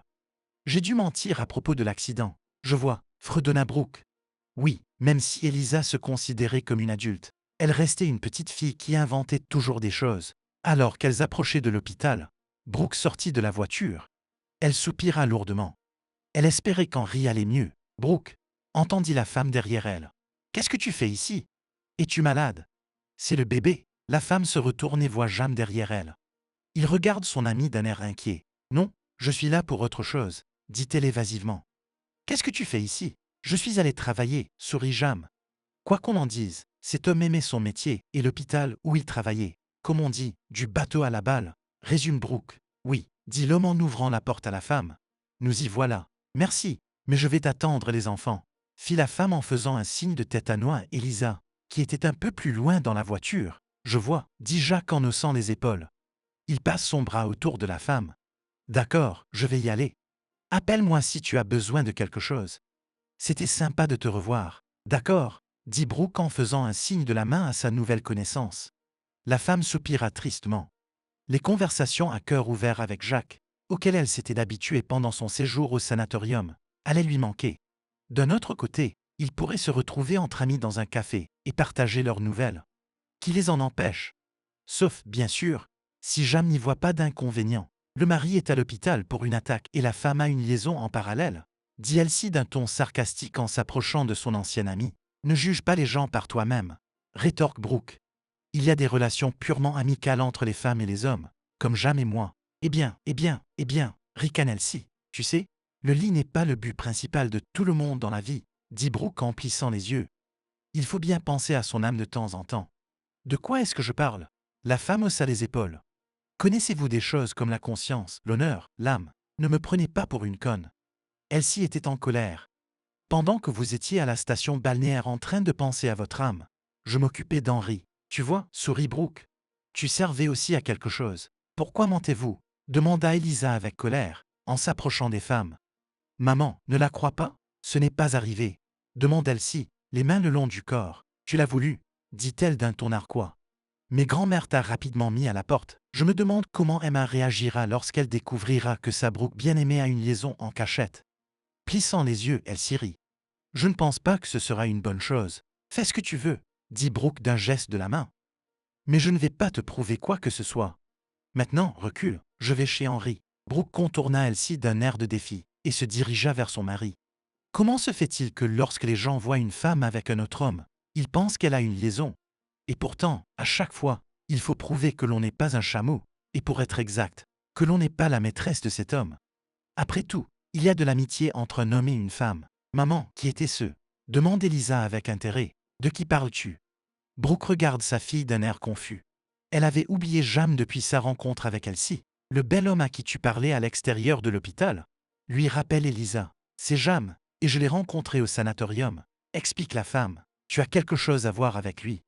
Demande Noah en s'approchant de sa mère. Qu'est-ce qui te fait penser ça? Brooke s'arrêta brusquement. Eh bien, il t'a serré dans ses bras pour te dire au revoir, dit Noah. Très bien, mes chéris, dit Brooke d'un ton ferme. Souvenez-vous une fois pour toutes de ce que je vais vous dire. Jam est un homme très bien qui m'a aidé à retrouver mon état d'esprit, et je lui en suis très reconnaissante. Vous nous dites la vérité. Il voulait croire Brooke, mais il s'est avéré que les parents pouvaient parfois faire les choses les plus étranges. Noah, je ne suis pas assez folle pour avoir une liaison alors que je suis enceinte, dit Brooke d'un ton sévère. Il n'y a rien qui cloche dans ma tête. De plus, Jam a 10 ans de moins que moi. Et tu sais que je trouve inacceptable qu'une femme soit plus âgée qu'un homme. Maman, est-il marié? Elisa a sauté sur l'occasion. Divorcé, répondit rapidement Brooke. Puis elle regarda attentivement sa fille. Pourquoi veux-tu cette information? Je viens de le faire, dit-elle en haussant les épaules, essayant de paraître indifférente. Pourtant, en réalité, elle aime beaucoup Jacques. Et elle n'hésiterait pas à entamer une relation avec lui. Elisa, il a 13 ans de plus que toi, avertit la femme. Elle voyait bien l'intérêt de sa fille pour Jacques, même si Elisa le cachait. Maman, je demandais juste, dit la jeune fille en faisant un signe de la main. Elle voulait changer de sujet au plus vite. Maman, il y a grand-mère, dit Elisa en faisant un signe de tête à la femme plus âgée assise à l'extérieur de la pièce. Lorsqu'elle vit Brooke, la femme se leva rapidement et s'approcha d'elle. Brooke, c'est triste, dit Emma en la serrant dans ses bras et en pleurant. Henri a eu une attaque. Que disent les médecins? Demanda Brooke. Elle aida sa belle-mère à s'asseoir sur un banc. Ils disent qu'il a une longue convalescence devant lui. La femme sortit un mouchoir et commença à essuyer ses larmes. Le côté droit du corps d'Henri a été blessé. Il peut à peine sentir son bras. On ne peut pas savoir ce qui se passera à l'avenir. Le fils ne savait-il pas que le côté droit de son père n'était pas fonctionnel? Qu'allait faire Brooke maintenant? Elle était déterminée à demander le divorce. Elle n'a pas l'intention de faire la cour à Henri.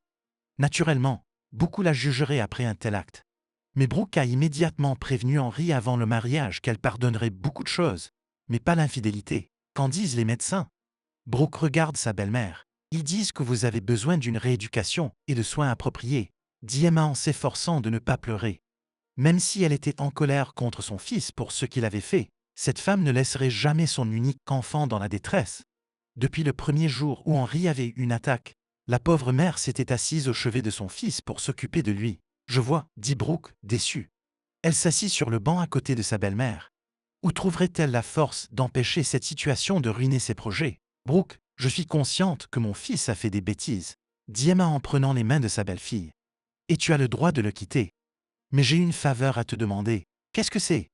Brooke sentait que sa belle-mère n'avait rien de bon à lui offrir. Henri n'a cessé de parler de vous, soupire-t-elle. C'est en pensant à vous qu'il a trouvé la force de lutter contre sa maladie. Je vous supplie de ne pas divorcer de mon fils tout de suite. Laissez-lui le temps de se réadapter et de se rétablir. Le médecin a dit qu'il avait besoin d'émotions positives. Emma. Brooke soupire. Je ne peux pas être dans la même pièce qu'Henri. Lui sourire et jouer la femme aimante. Je comprends. Continua sa belle-mère pour persuader Brooke. Tu n'as rien à faire. Sois juste là pour lui. Je ne peux pas faire ça, exhale Brooke. J'ai prévenu Henri avant de l'épouser que je pardonnerais tout sauf l'infidélité. Et il le savait. Et pourtant, il était prêt à me trahir. Je t'ai dit que ta Brooke est une hypocrite et une menteuse. Elle-ci s'approcha de la chambre d'Henri. Elle était là pour son mari quand il était en bonne santé et gagnait beaucoup d'argent. Et quand il est devenu impuissant, votre Brooke a immédiatement trouvé un autre prétendant. Plus jeune qu'Henri, d'ailleurs. Qu'est-ce que vous racontez? Emma s'indigne. Je dis la vérité, sourit Elsie. Tu ferais mieux de demander à ta Brooke préférée avec qui elle était au sanatorium. Brooke, que dit-elle? La femme plus âgée tourne un regard hébété vers Brooke. Je ne suis pas en mesure d'avoir une relation à côté, dit Brooke d'un ton ferme. Oui, j'ai rencontré un homme au sanatorium. Il était de notre ville. Et oui, nous avons passé beaucoup de temps ensemble, à discuter de choses intéressantes. Mais ce n'était qu'une relation platonique, et nous avons dormi chacun dans notre chambre. Nous sommes tous les deux déçus par l'amour et par l'âme sœur, dit la femme en regardant son ancien ami. Je n'ai pas de problème de tête pour passer d'un lit à l'autre.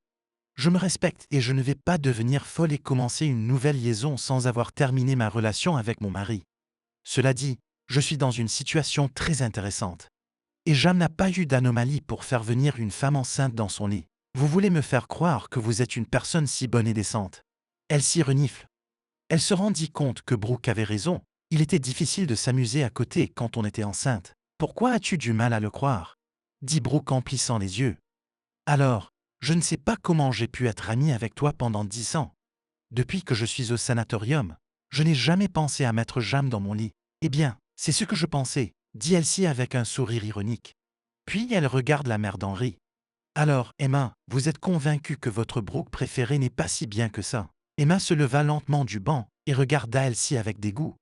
Contrairement à toi, Brooke m'a dit la vérité directement dans mes yeux au sujet de mon fils. Tu es donc d'accord pour dire que la femme de ton fils ne va pas s'occuper de lui? Elsie pâlit d'indignation. Elle espérait qu'Emma se rendrait compte de l'hypocrisie dont Henri avait fait preuve pendant 25 ans. Brooke a tout à fait le droit de faire cela, dit l'aîné en haussant les épaules. De plus, elle ne peut pas porter d'objets lourds. Et tu n'as pas l'âge de le faire, dit Elsie. C'est mon devoir de mère, dit Emma en relevant la tête. Et c'est ma faute si j'ai élevé mon fils de façon si répugnante qu'après 25 ans de mariage avec une femme si merveilleuse, il a trompé avec. La vieille femme s'arrête de parler. Elle voulait dire à Elsie ce qu'elle pensait d'elle. Mais soudain, l'idée lui vint que si Henri avait été contre la tromperie, Elsie, aussi belle soit-elle, n'aurait pas réussi à le séduire. Vous savez, vous n'êtes pas la bienvenue ici. Vous devriez quitter l'hôpital, qu'Henri me le dise, dit Elsie d'un ton insistant. J'attends un enfant de lui, dit la femme en se caressant le ventre. J'ai le droit de savoir comment il va. Emma, tu as maintenant une assistante, sourit Brooke. Si ça ne te dérange pas, je vais rentrer me reposer. La route m'a fatiguée. Tu ne vas pas chez Henri. Emma fut déconcertée. Pourquoi? Brooke haussa les épaules. Il attendait ton arrivée avec impatience, dit la femme plus âgée en s'asseyant sur le banc. La journée d'aujourd'hui l'avait complètement surprise. Elle avait espéré que Brooke pardonnerait à Henri et que les choses s'arrangeraient. Maintenant, elle réalisait clairement que Brooke n'avait jamais pardonné à son fils. Faisons-le, propose Brooke. J'irai chez Henri plus tard, quand tous les autres clients seront partis. Je n'irai nulle part. Elsie se plaça devant son ancienne amie, les bras le long du corps. J'ai autant le droit d'être ici que toi. Non, tu n'en as pas le droit, dit Brooke en souriant. Mais je ne te contesterai pas ce droit. C'est peut-être même mieux pour toi de t'occuper d'Henri. S'il en est heureux, bien sûr, dit la femme en regardant sa belle-mère. Je vais aller voir le médecin d'Henri pour en discuter avec lui. Ensuite, je reviendrai. Et nous en parlerons. D'accord, Brooke, acquiesça la femme plus âgée. Une petite flamme d'espoir s'alluma en Emma. Si Brooke s'intéressait à la santé d'Henri, peut-être que tout n'était pas perdu. Brooke partit à la recherche du médecin traitant de son mari. En fait, elle voulait s'éloigner d'Emma le plus vite possible pour ne pas avoir à la regarder dans les yeux. Après tout, elle se rendait bien compte que l'aîné espérait que Brooke retournerait auprès d'Henri. La jeune femme aimait sa belle-mère, et elle ne voulait pas la décevoir. Brooke aimerait bien rentrer chez elle pour dormir un peu. Au lieu de cela, elle est obligée de parcourir l'hôpital à la recherche d'un médecin. Brooke, la femme se retourne et voit Jam se précipiter vers elle. Rebonjour, sourit Brooke. Qu'est-ce que tu fais à l'hôpital? Demande l'homme en s'approchant de Brooke. Tu te souviens, tu m'as parlé de l'homme qui a eu une attaque dans l'accident? La femme regarde son interlocuteur et, attendant une réponse affirmative, poursuit. C'était mon mari. Jacques regarde attentivement la femme. Il ne comprend pas la raison de son désarroi. L'homme savait que Brooke allait divorcer de son mari. Et à ce moment-là, il a été victime d'une attaque cérébrale. Mais d'après les résultats de ses examens, Henri est en voie de guérison. Je vais donc vous inviter à prendre une tasse de thé dans notre armoire, propose Jam. Et tu pourras me raconter tout ça. D'accord, accepta Brooke. Elle avait besoin de parler. Elle se rendit compte que Jam était la meilleure personne au monde pour l'écouter et lui donner des conseils. Arrivé au buffet, Brooke s'installe à une table. Pendant que Jacques commandait, la femme regardait par la fenêtre. Le temps correspondait à l'humeur de Brooke. Le ciel était couvert, mais parfois le soleil sortait de derrière les nuages et la réchauffait de ses chauds rayons. Jam posa une tasse de thé au citron devant la femme et prit un café fort pour lui-même. Racontez-moi ce qui s'est passé. Je suis rentré à la maison avec la ferme intention de divorcer de mon mari, dit Brooke en prenant la tasse et en buvant une petite gorgée. Mais aujourd'hui, il s'est avéré qu'Henri avait besoin d'un long programme de réhabilitation. Et alors, Jam écoute attentivement sa compagne. Vous réalisez que je ne peux pas laisser mon mari sans défense, dit Brooke, prêt à pleurer. Personne ne te demande de le quitter, fit l'homme en haussant les épaules. Tu peux l'aider dans sa rééducation, mais tu n'es pas obligé d'être son épouse officielle. Si c'est ce que tu choisis, que voulez-vous dire par là? La femme hausse les sourcils. Brooke, tu es comme une petite fille, dit Jam en souriant. Personne ne te force à vivre avec ton mari. Oui, peut-être que certaines personnes te jugeront pour avoir quitté ton mari malade. Mais il n'est pas si malade que ça. Comment ça, pas malade? Brooke a été déconcerté. Gemma a dit que le côté droit d'Henri était gravement endommagé et qu'il ne sentait plus du tout son bras droit. C'est bizarre, pensa Jam. Si je ne me trompe pas, aujourd'hui même, lorsque je suis arrivé au travail, le médecin de votre mari et moi-même avons discuté du fait qu'Henri s'en était tiré à bon compte. Je ne comprends pas, dit la femme en secouant la tête. Vous pensez que si un homme est à moitié paralysé, grosso modo, il s'en tire à bon compte? Au contraire, votre mari s'en est tiré à bon compte et il est en voie de guérison, dit l'homme en fronçant les sourcils. Il ne comprend pas ce qui se passe. Il y a une heure à peine, son ami Michael avait dit clairement que l'homme victime d'une attaque cérébrale pourrait bientôt sortir de l'hôpital, puisqu'il était presque remis de sa maladie. Bien sûr, il devra suivre des directives strictes pour éviter toute récidive de la maladie. Et maintenant, Brooke dit que le côté droit de son mari ne fonctionne plus. Comment est-ce possible? Écoutez, laissez-moi vérifier avec Michael, qui est le médecin de votre mari.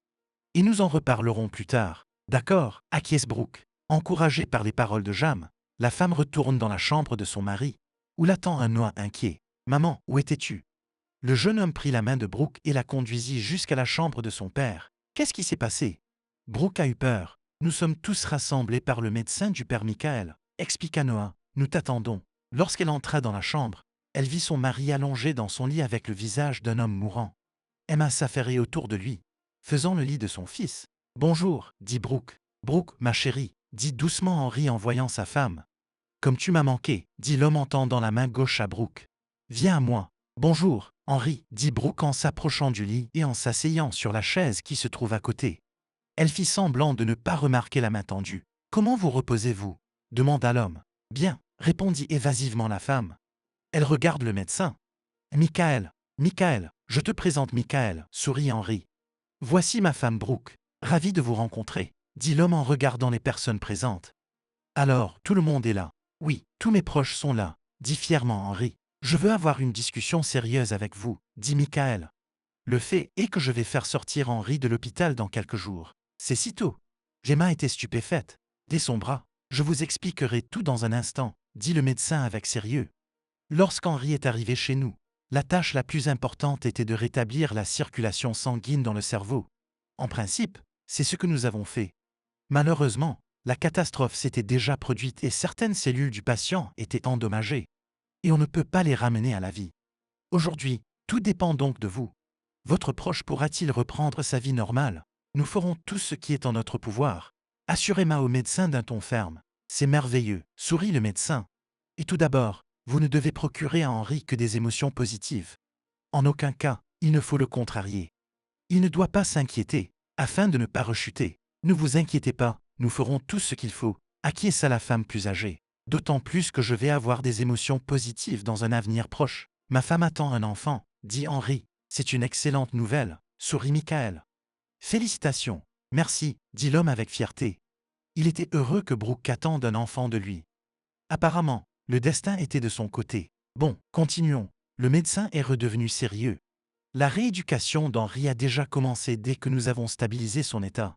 À son retour, l'idéal serait de l'envoyer dans un sanatorium spécialisé. Seul. Emma fronce les sourcils. Non, objecta Michael. Je pense que l'idéal serait que tu y ailles, Brooke. Dans ta situation, il vaut mieux être avec ton mari. Mais je ne peux pas, s'étonne Brooke. J'ai un travail, prends un congé, suggéra Henri. Je te promets que je ne serai pas un fardeau pour toi. Sois juste là pour moi. Je vais y réfléchir, répond Brooke d'un ton évasif. Je pourrais y aller, proposa Elisa, qui était restée silencieuse sur sa chaise pendant tout ce temps. Je suis en vacances à l'université. C'est mieux si c'est ta femme, dit Michael, catégorique. Nous déciderons à la maison. Noah vit que sa mère était au bord de l'hystérie. Et dans sa position, il ne faut pas être nerveux. La chose la plus importante à retenir est qu'Henri ne doit pas être nerveux pour éviter un autre accident vasculaire cérébral, lui rappela Michael. Bien, sourit Emma. On peut y aller maintenant? Demanda Brooke. Elle était follement impatiente de sortir. L'idée que son divorce soit reporté la tenait en haleine. Oui, dit Michael en hochant la tête. Chérie, tu ne veux pas t'asseoir avec moi un petit moment? Demande Henri d'un ton piteux. Je suis épuisé, dit la femme en se levant de sa chaise. Je reviens du sanatorium. J'ai envie de prendre une douche et de m'allonger un peu. Oui, oui, bien sûr, acquiesce Henri. Alors, à demain? Brooke acquiesce. Elle sortit dans le couloir, accompagnée des enfants et de sa belle-mère. La femme s'assit sur un banc. Henri a fait en sorte, involontairement ou non, que le divorce soit reporté pour le moment. Brooke, ne t'énerve pas, dit la belle-mère en comprenant à sa manière l'état de la femme. Henri se remettra, et tout ira bien. Oui, oui, approuva Brooke. En fait, elle avait envie de hurler d'impuissance. En rentrant de l'hôpital, Brooke s'enferme dans sa chambre. Elisa frappa plusieurs fois à la porte, mais la femme fit semblant de dormir. Elle n'avait pas vraiment envie de parler à qui que ce soit en ce moment. Brooke avait besoin de réfléchir. La femme fut distraite de ses pensées par la sonnerie de son téléphone. En regardant l'écran, Brooke soupira. C'était Jam qui l'appelait. Elle n'avait pas vraiment envie de lui parler, car il n'avait rien de nouveau à lui dire. Brooke ne veut plus être déçue. Elle se rendit compte qu'elle avait déjà cédé aux supplications d'Emma et qu'elle se trouvait déjà dans une situation difficile. « Maman, il faut que je te parle !» cria Elisa derrière la porte. La femme a entendu sa fille frapper plusieurs fois à sa porte, mais Brooke s'obstine à faire semblant de se reposer. « Maman, je sais que tu es réveillée. Elisa, parlons-en plus tard, » proposa Brooke. Elle devait réfléchir à un plan d'action. « Non, maman, on va te parler maintenant, » dit la jeune fille d'un ton exigeant. « Je ne partirai pas tant que nous n'aurons pas trouvé une solution. » Brooke quitta la chambre. « Allons à la cuisine, » dit la femme en passant devant sa fille. « Prenons du thé et parlons. » Dans la cuisine, Brooke prépara du thé. Elle s'assit à la table et regarda sa fille. « Elisa, je t'écoute attentivement, » dit la femme en s'adossant à sa chaise et en croisant les bras sur sa poitrine. « Maman, je… » La jeune fille ne sait pas comment entamer la conversation. « Dis-moi, seulement honnêtement, qu'as-tu décidé à propos de papa? Honnêtement ?» demanda Brooke. « Je pense à divorcer de ton père. Je ne veux pas jouer la femme qui pardonne. C'est à propos de Jam. » La femme voit que sa fille commence à s'énerver. « Non, il s'agit de ton père, » répliqua Brooke. « Cela n'a rien à voir avec Jam. Tu es sûre? » Elisa devenait de plus en plus furieuse. « Je vous ai vu vous embrasser à la cafétéria. Qu'as-tu vu d'autre? » La femme essaya de se contrôler, de ne pas crier sur sa fille. « Qu'est-ce qui, dans nos gestes et nos paroles, t'a fait penser que Jam et moi étions peut-être ensemble? Eh bien, vous étiez assis là, en train de parler. » Elisa fronça les sourcils. essayant de penser à quelque chose de déplacé dans le comportement de sa mère et de son compagnon. Et Brooke sourit. Qu'est-ce que j'ai fait d'indécent? Rien, soupire la jeune fille. Mais cela ne veut rien dire. Si tu quittes papa, alors tu auras fait ton choix en faveur de ce docteur. Non, ma fille, ton père a déjà eu le choix de me tromper ou non, dit Brooke en souriant. Je n'ai pas le choix. Je fais juste ce que j'ai à faire, c'est-à-dire divorcer, et faire le choix d'être libre. Mais qui va s'occuper de papa? Elisa est stupéfaite par la décision de sa mère. C'est enfant, dit Brooke en haussant les épaules. Ce serait toi et Noah. Tu n'as pas le droit de quitter papa comme ça. Cria soudain la jeune fille. Pourquoi? La femme haussa les épaules. Je suis une femme enceinte qui n'a besoin que d'émotions positives. Voir son père est une expérience négative. Remarquez que je ne dis pas cela parce qu'il est malade. Brooke se leva et sortit de derrière la table. Elle se versa une tasse de thé et la posa devant sa fille. Et toi? Elisa est déconcertée. Je sors pour faire ce que j'ai à faire, dit Brooke en essayant de ne pas pleurer. Même ses propres enfants ne pouvaient pas la comprendre. Et tu te demandes qui de nous deux a raison. Moi et ton père avons le droit de choisir. Et cela ne s'applique pas seulement à ma vie familiale, mais aussi à ma vie personnelle. La femme quitte la cuisine d'un pas rapide. 10 minutes plus tard, elle s'habillait et quittait tranquillement l'appartement. Brooke voulait aller se promener. Elle décida d'elle-même qu'elle devait prendre une décision ferme concernant la situation. Tout d'abord, quoi qu'une femme choisisse de faire, cela doit être sa seule décision, même si les enfants l'approuvent. 10 minutes plus tard, elle reçoit un appel sur son téléphone. Oui, Noah, je t'écoute très attentivement, dit Brooke. Maman, qu'est-ce que tu fais? Noah a crié dans le téléphone. Papa ne va pas bien, et il a besoin d'émotions positives. Eh bien, il t'a toi et ta sœur pour ça, dit Brooke en souriant. Maman, ne t'avise pas de divorcer de papa, ordonna le jeune homme. En fait, Noah s'inquiétait pour son bonheur. Si son père était libre, Elsie n'accepterait jamais d'être avec lui. Le jeune homme avait donc une chance, certes minime, mais une chance d'être près de la femme qu'il aimait. Noah, laisse-moi décider moi-même de cette affaire, dit Brooke d'un ton ferme. Mais maman, la femme n'a pas entendu son fils et a éteint le téléphone. Elle est choquée par le comportement de ses enfants. Au début, ils avaient tous deux pris son parti du divorce, mais maintenant, ils exigeaient qu'elle reste avec son mari et qu'elle s'occupe de lui. Et ce que veut Brooke, bien sûr, personne ne l'a demandé. Comment la femme a voulu s'exprimer? À ce moment-là, Jam l'appelle à nouveau au téléphone, mais Brooke n'a aucune envie de lui parler. Pourquoi? Sans s'en apercevoir, la femme se dirigea vers la maison où vivait sa mère. Sans réfléchir, Brooke se rend chez Jessica. Maman, j'espère que tu me comprends, demande Brooke en sanglotant sur la poitrine de la femme plus âgée. Ma fille, je vais te dire une chose, dit Jessica en caressant la tête de Brooke. N'oublie pas que nous n'avons qu'une seule vie à vivre. Si tu décides de divorcer, fais-le. Tu n'as pas à écouter qui que ce soit.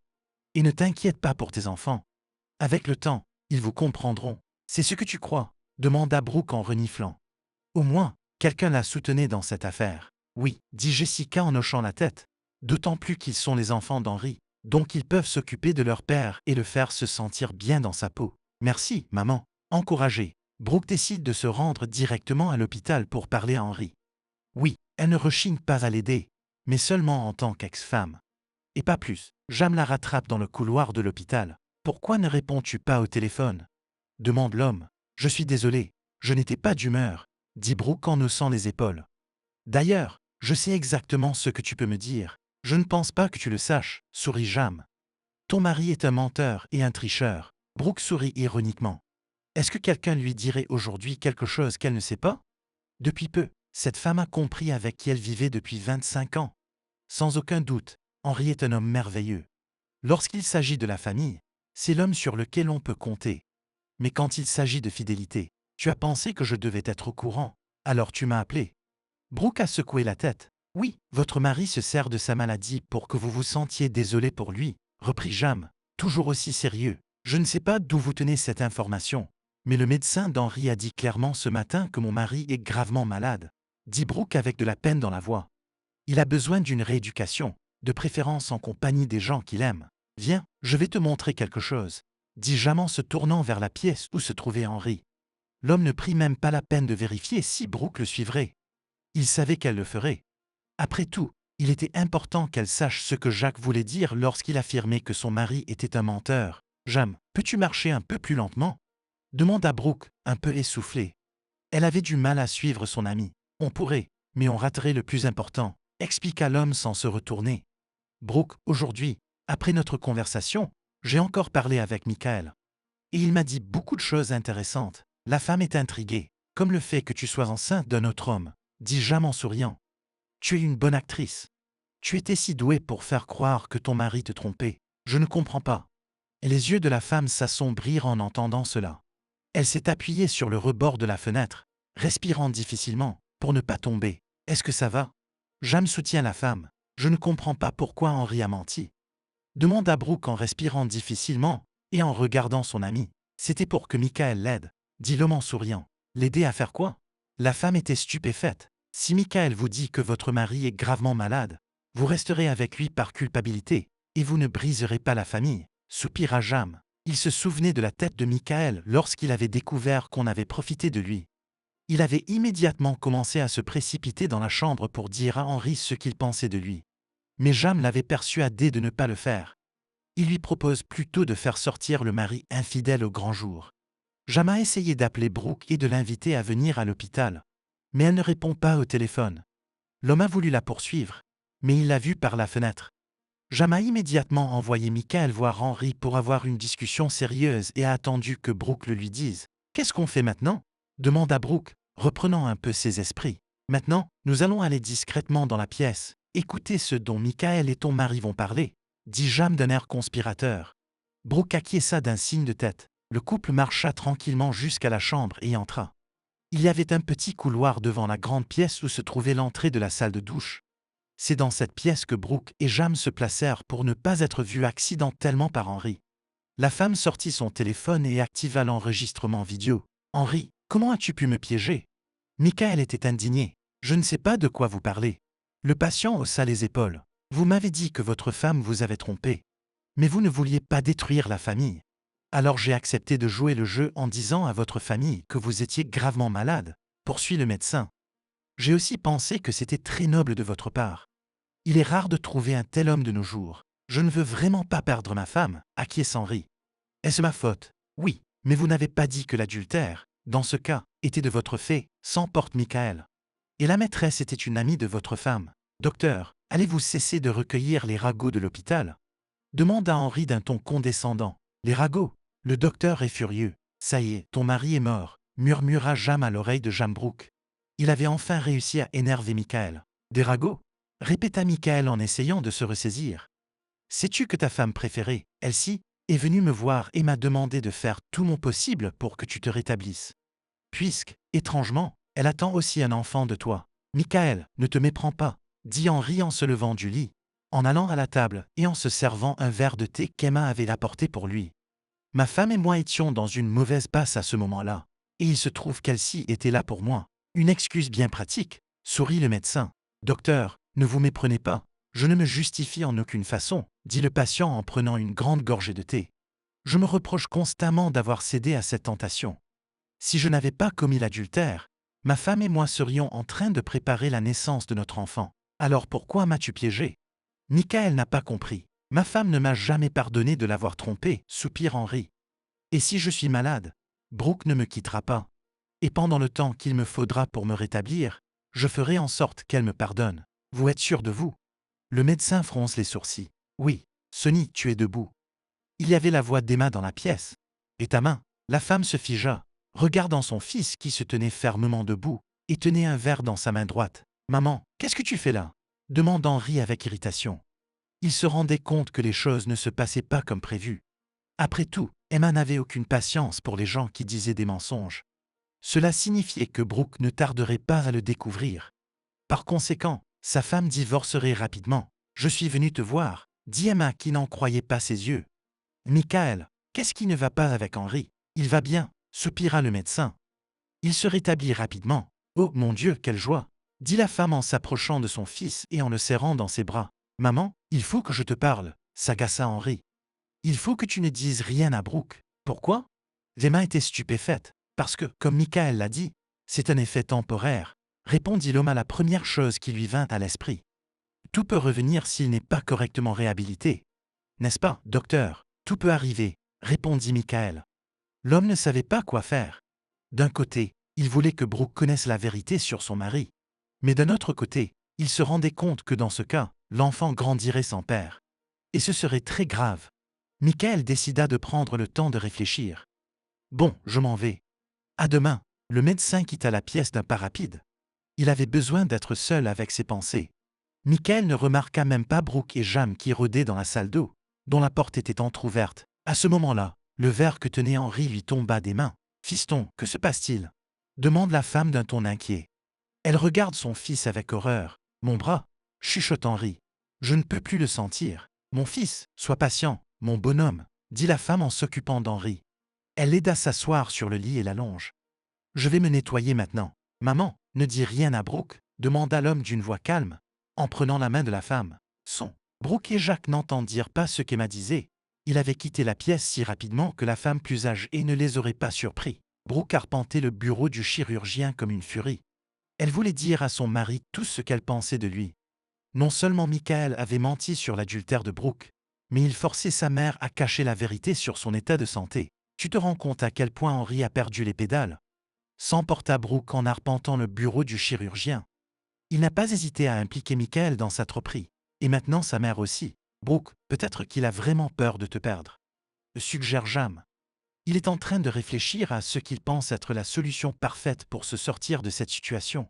Jam. Si Henri voulait vraiment cela, il aurait essayé d'arranger les choses. Brooke était en colère contre son mari. Il ne serait pas en train d'inventer des choses. C'était la seule chose pour laquelle il avait de l'imagination, dit Jam en haussant les épaules. Soudain, Brooke se mit à rire. Pour la première fois depuis des jours, elle se sentait à l'aise. Elle allait enfin pouvoir demander le divorce sans que personne ne le lui reproche. Brooke, tu vas bien? Demanda l'homme d'un ton inquiet. Oui, Jam, je vais bien, répondit la femme, un peu plus calme. Elle poussa un soupir de soulagement, comme si un lourd poids avait été enlevé de ses épaules. Je me sens enfin moi-même. Je ne suis plus une marionnette dans le jeu d'Henri. Brooke, il faut fêter ça, suggéra Jam. Soudain, son visage rougit. Qu'est-ce qui ne va pas? La femme fronça les sourcils, voyant sa réaction. Je ne peux pas aujourd'hui. L'homme était mal à l'aise avec la situation. J'ai un rendez-vous. Tu as rencontré une femme et tu ne dis rien. Brooke était heureuse pour son ami. Jam, je te félicite. Merci, dit l'homme en souriant modestement. Pourquoi n'as-tu rien dit? La femme voulait en savoir plus sur la relation de Jam. Qui est-elle? Que fait-elle? Elle est jeune et belle. Le visage de l'homme devient sérieux. Il se tait car il n'y a rien à dire pour l'instant. Je viens à peine de la rencontrer. Et elle est dans mon cœur, soupira Jacques d'un air rêveur. Puis il regarda son ami. Brooke, ne le prends pas mal, d'accord? Jam, il n'y a pas de rancune, sourit la femme. Merci de votre compréhension, dit Jam en raccompagnant la femme à la porte. Rentrez chez vous et reposez-vous. Je t'appellerai demain matin pour que tu me dises ce que tu as décidé au sujet de ta situation. D'accord, dit Brooke en sortant du bureau du chirurgien. La femme sourit. Elle était follement heureuse pour son ami. Jamais un homme bon et décent qui mérite une belle fille qu'il aimera. Lui et le travail qui lui tient tant à cœur. Et les choses s'améliorent à nouveau dans sa vie. Elle n'hésite plus à demander le divorce. Brooke, que fais-tu ici? La femme entend soudain derrière elle. En se retournant, elle aperçoit Emma. Tu es là pour voir Henri? Non, je suis là pour un contrôle avec mon médecin, se dit Brooke. Elle n'allait pas se dévoiler à sa belle-mère. Tu as vu ton fils? Oui, je l'ai vu, soupira Emma. La femme regarda Brooke, se demandant si elle devait ou non lui dire la vérité sur l'état de santé de son fils. Elle se rendit compte que si elle disait la vérité, Brooke divorcerait immédiatement d'Henri. Et son fils n'y survivrait pas. D'un autre côté, si elle gardait le silence, comment pourrait-elle regarder Brooke et sa mère Jessica dans les yeux? Et comment se sent-il? Demanda Brooke d'un ton inquiet. Elle voyait la détresse de sa belle-mère et se demandait si Emma allait dire la vérité ou non. En même temps, elle reprocha à Henri d'avoir mis sa mère dans une position aussi inconfortable. Il va mieux, décida la femme plus âgée pour ne pas révéler la vérité. Peut-être qu'Henri avait raison et que Brooke pardonnerait à son mari en l'aidant dans sa rééducation. J'en suis ravie, dit la jeune femme en souriant. Brooke, souviens-toi à quel point vous vous aimiez, dit Emma en prenant la main de Brooke. Oui, nous l'avons fait, confirme Brooke. Mais Henri avait tout fait exploser. Tu vois, Emma, Henri m'a trompée pendant 1 an. Et il n'avait aucun remords. Pour moi, un infidèle est comme un chiffon sale. J'ai toujours dit à Henri que si tu es amoureux d'une autre femme, tu ferais mieux de le lui dire tout de suite. Quel genre d'amour y a-t-il? Ce ne sont que des hormones, dit la femme d'un geste de la main. Et ton enfant? Emma tenta à nouveau de persuader Brooke de ne pas divorcer de son fils. D'après tout, un bébé a besoin de ses deux parents. Je n'empêcherai pas Henri de voir le bébé, dit Brooke en souriant. Toi non plus, dit-elle en passant son bras autour des épaules de sa belle-mère. Emma, je t'aime tellement. Tu es l'exception à la règle. Les belles-mères détestent généralement les femmes de leurs fils, mais tu m'as toujours défendu et tu as pris mon parti dans nos disputes avec Henri. Je t'en suis très reconnaissante. Brooke, je suis désolée. Chuchote la femme. Des larmes brillent dans ses yeux. La femme n'arrive pas à savoir quoi faire. Doit-elle le dire ou non? Brooke, voyant la détresse de sa belle-mère, décide de l'épargner. J'ai une idée, suggère Brooke. Je suis affamée. Pourquoi n'irions-nous pas dîner dans un café? D'accord, soupira Emma. Quelle merveilleuse belle-fille elle avait. Je vais appeler Jessica. Dis-lui de venir aussi. Et je vais t'appeler Elisa pour qu'elle se joigne à nous. Brooke sortit son téléphone et commença à composer le numéro de sa fille. Maman, je ne peux pas parler pour l'instant, dit la fille d'un ton joyeux en répondant à l'appel de la femme. J'ai un rendez-vous. Un rendez-vous. Brooke est surprise. Mais la femme n'eut pas le temps de dire quoi que ce soit d'autre, car la sonnerie l'interrompit. Elisa avait laissé tomber l'appel. Qu'a dit Elisa? Demanda Emma en voyant le visage hébété de Brooke. Elle ne viendra pas car elle a un rendez-vous, s'inquiéta Brooke. Depuis quand sa fille a-t-elle un jeune homme? Et pourquoi ne sait-elle rien à ce sujet? Quel genre de mère est-elle? Brooke, ne t'énerve pas, tout va bien se passer, sourit la femme plus âgée. N'oublie pas qu'Elisa a déjà 20 ans. Vous aviez déjà un petit Noah d'1 an à cet âge-là. C'est exactement ce dont je me souviens bien, soupire Brooke. Mon Dieu, ces enfants avaient grandi si vite. Viens, ta mère va bientôt arriver, dit Emma en prenant la main de Brooke. Oui, ce serait dommage que Brooke cesse de lui parler après le divorce. Arrivé au café, Brooke se calme un peu. Après tout, sa fille est une fille intelligente et raisonnable. Et Elisa n'est qu'à un rendez-vous, et sa mère commence à s'inquiéter. En entrant dans le café, Brooke aperçoit sa mère assise à l'une des tables à l'extérieur du café. Elle fait signe à sa fille et à Emma de ne pas faire de bruit et d'être prudente. Qu'est-ce qui ne va pas? Demande Brooke, inquiète, en s'approchant de sa mère. Regarde, dit Jessica en désignant le côté opposé du café. En se retournant, elle vit Noah assis à une table avec une femme, lui tenant la main. Je vois, dit Brooke en fronçant les sourcils. Elle ne comprenait pas la raison de l'inquiétude de sa mère. Ce n'est que lorsque la femme se retourna que Brooke comprit. Elle-ci. Brooke s'assit à la table pour ne pas tomber à la renverse. Qu'est-ce qui se passe? Pourquoi Noah est-il assis à la même table qu'elle-ci? Pourquoi lui tient-il la main? Qu'est-ce qu'ils peuvent bien avoir en commun? Je suis choquée. Emma était scandalisée. Elle ne pouvait pas avoir le père. Alors elle s'en est prise au fils. Je vais lui donner du fil à retordre, dit Jessica d'un ton menaçant en se levant de table. Bon, les grands-mères, on se calme, dit Brooke d'un ton ferme. C'est moi qui parlerai. La jeune femme se lève de table et se dirige vers Noah. Noah, sourit Brooke en s'approchant de son fils. Qu'est-ce que tu fais là, maman? Le jeune homme rougit à la vue de Brooke. La jeune femme perçoit la confusion de son fils. Il ne s'attendait visiblement pas à voir sa mère ici. Surtout pas en compagnie d'Elsie. Noah m'a invité à dîner, intervint Elsie. Et comme je suis célibataire, j'ai décidé de ne pas refuser l'offre. Maman, laisse-moi t'expliquer tout ça plus tard, dit Noah en regardant Brooke d'un air suppliant. Mais la jeune femme ne le remarque pas. Ce qui lui importait maintenant, c'était de savoir ce qu'Elsie attendait de Noah, et le cas échéant, de protéger son enfant de ce prédateur. Et peu importait que Noah soit un jeune homme capable de se débrouiller seul. Pourquoi alors? Brooke haussa les épaules. Elle s'assit à côté de son fils à la table. L'atmosphère du café est très chaleureuse, ce qui prédispose aux révélations. Veux-tu entendre la vérité? Brooke voyait bien qu'Elsie se moquait d'elle. Je suis désolé, femme, mais personne ne te le demande, sourit Brooke. Je parle à mon fils. Les opinions de gens comme vous ne m'intéressent pas. Vous devriez l'être, dit Elsie avec un sourire ironique. Tu devrais être plus gentil avec moi. Pourquoi devrais-je l'être? Brooke renifle. Les femmes qui couchent avec les maris des autres ne sont pas dignes de respect. Maman, dit Noah pour empêcher Brooke d'insulter sa femme préférée. Je veux te dire merci et Henri, poursuivit Elsie avec un sourire. Vous avez élevé un bon fils, contrairement à son père. Qu'est-ce que tu veux dire par là? Brooke fronce les sourcils. Elle connaissait trop bien Elsie et savait exactement ce que ce sourire signifiait. Noah m'a demandé de l'épouser pour que mon bébé naisse dans une famille complète, fit Elsie en donnant l'impression que la justice universelle avait été rendue.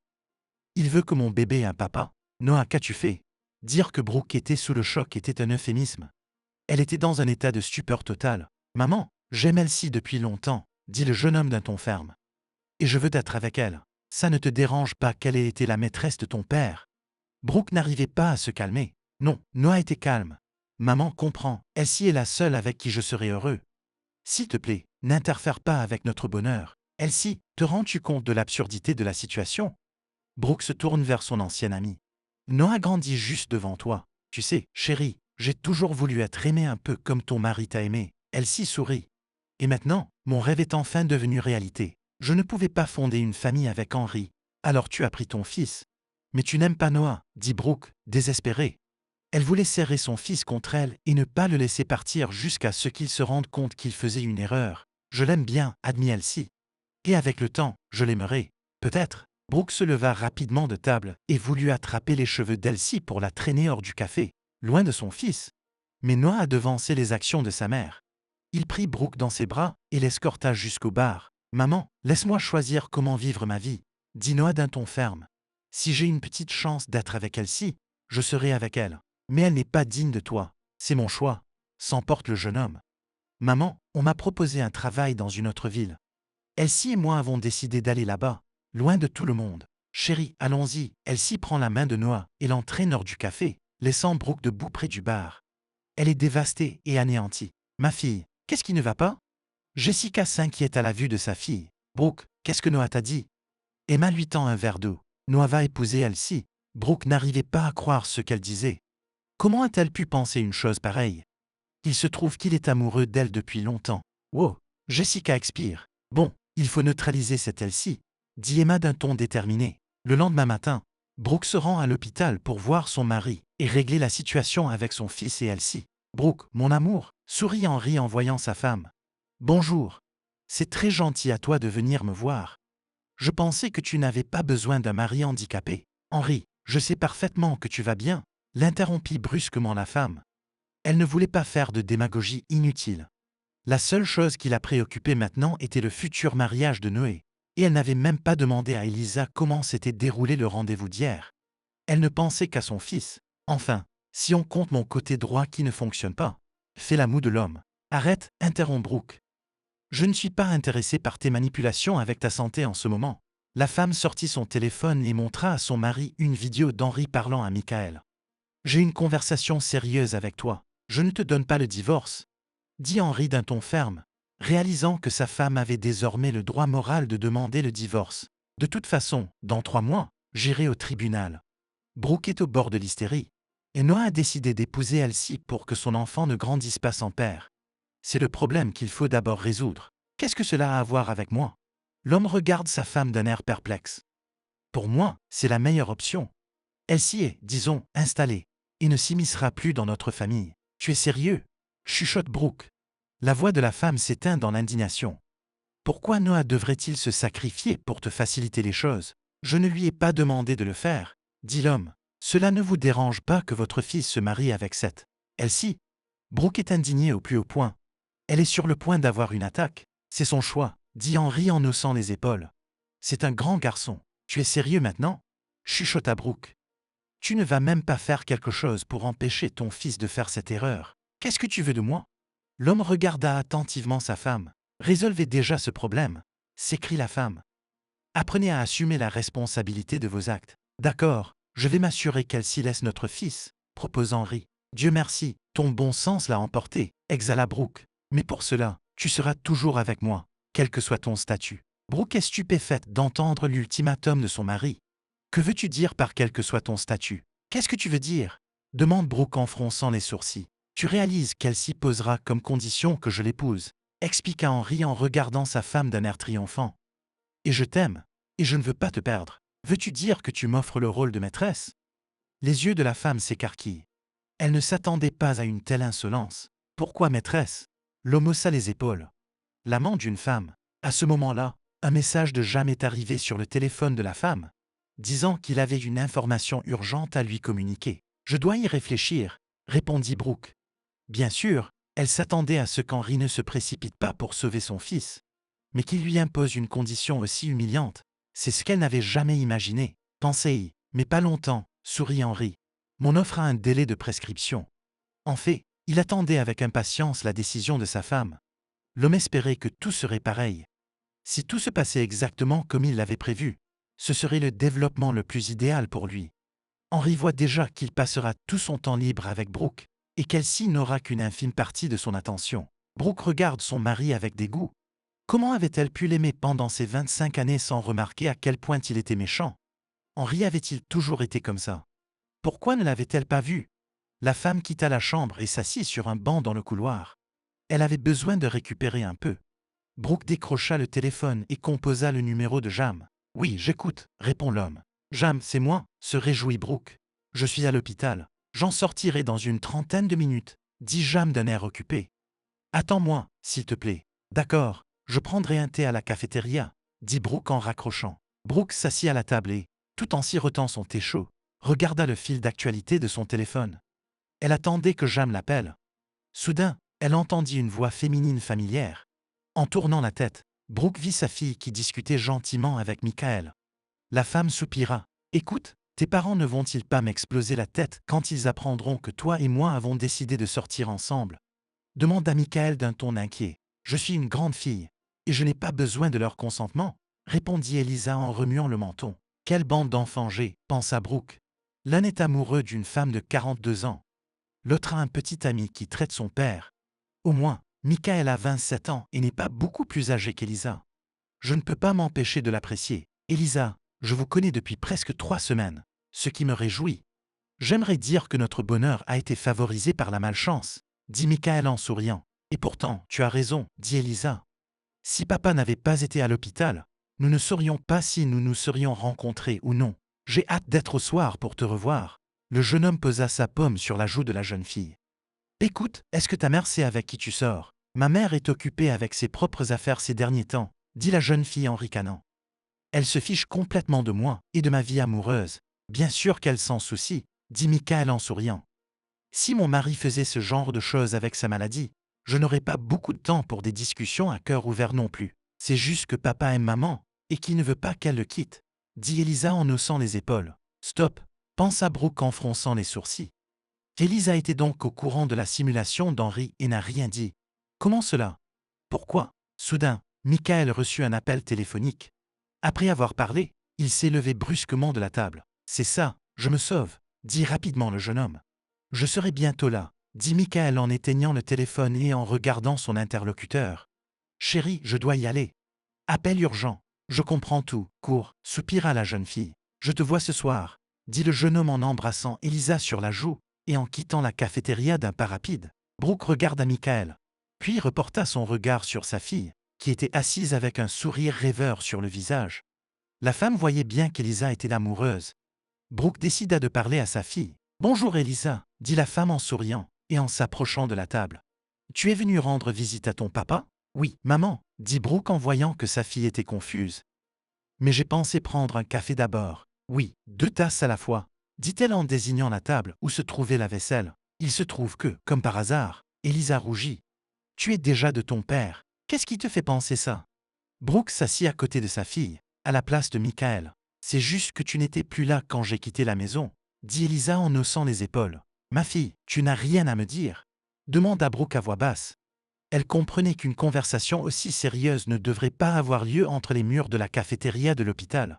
Mais après les récents événements, les nerfs de la jeune femme ne le supportaient pas. « De quoi parles-tu » Le visage de la jeune fille était rouge et ses yeux effrayés. « Elisa, je sais tout », dit la femme d'un ton ferme. Elle voit que sa fille panique. La jeune fille réfléchit à ce que savait sa mère. « Que veux-tu dire par là ?» demanda Elisa, essayant d'obtenir de sa mère l'étendue de ses connaissances sur ce qui se passait. « Je parle de ta relation avec Michael, de la tromperie sur la santé de ton père. » Brooke commença à énumérer. « Dois-je continuer? Comment ?» La jeune fille était sous le choc. « Comment savez-vous tout? C'est arrivé comme ça, » dit Brooke. Soudain, l'idée de laisser les choses en l'état lui vient à l'esprit. Si Noah veut épouser la maîtresse enceinte de son père, c'est son affaire. Si Elisa continue à vouloir mentir à tout bout de champ, Brooke n'interviendra pas. S'il est rentable pour Henri de jouer les malades, alors, s'il vous plaît, ne la prenez pas. Brooke se leva silencieusement de la table et quitta le placard. Elisa cria quelque chose après sa mère, mais celle-ci ne l'entendit pas. Après tout, elle en avait assez d'être la complice de tout le monde. Surtout quand tout le monde en avait besoin, pas elle. Ça y est, il était temps de s'occuper d'elle et du futur enfant. Brooke sortit du bâtiment de l'hôpital et s'assit sur un banc. La femme était dévastée à l'intérieur, Elle n'avait même pas une idée en tête. Soudain, le téléphone sonne. Bonjour, répondit Brooke sans émotion. Je suis libre, et je peux te rencontrer, dit Jam joyeusement. Je suis à l'extérieur de l'hôpital. Soupire Brooke. J'arrive tout de suite, éteint Jam. 10 minutes plus tard, un jeune homme sortit du bâtiment de l'hôpital. Lorsqu'il aperçut Brooke, il marcha d'un pas vif vers elle. Comment vas-tu demanda Jam en voyant l'état de son ami. Bien, dit la femme d'un geste de la main. Comment s'est passé ton rendez-vous d'hier soir? Parlons en plus tard, dit l'homme d'un ton sérieux. Je voudrais vous dire une chose très importante. Je sais que je viole le secret médical, mais je pense qu'il faut que vous le sachiez. Qu'est-ce qu'il y a? Brooke regarda son ami d'un air fatigué. Elsie a un cancer de stade 2. Brooke pensait avoir mal entendu. Comment une femme de 42 ans en bonne santé peut-elle avoir un cancer? Je ne comprends pas, dit la femme en secouant la tête. Malgré la colère qu'elle ressent pour Elsie, Brooke ne veut pas qu'elle subisse ce sort. Mais elle est enceinte. Je ne vais pas vous ennuyer avec les termes. Mais Elsie va mettre fin à la grossesse, soupira Jam. Il se souvient des yeux de cette femme lorsqu'elle a appris ce qui l'attendait. Il se souvient de la douleur et du désespoir qu'il contenait. Comment Elsie avait-elle appris son diagnostic? Brooke soupira. Sa grossesse avait entraîné un examen complet, qui avait révélé le cancer.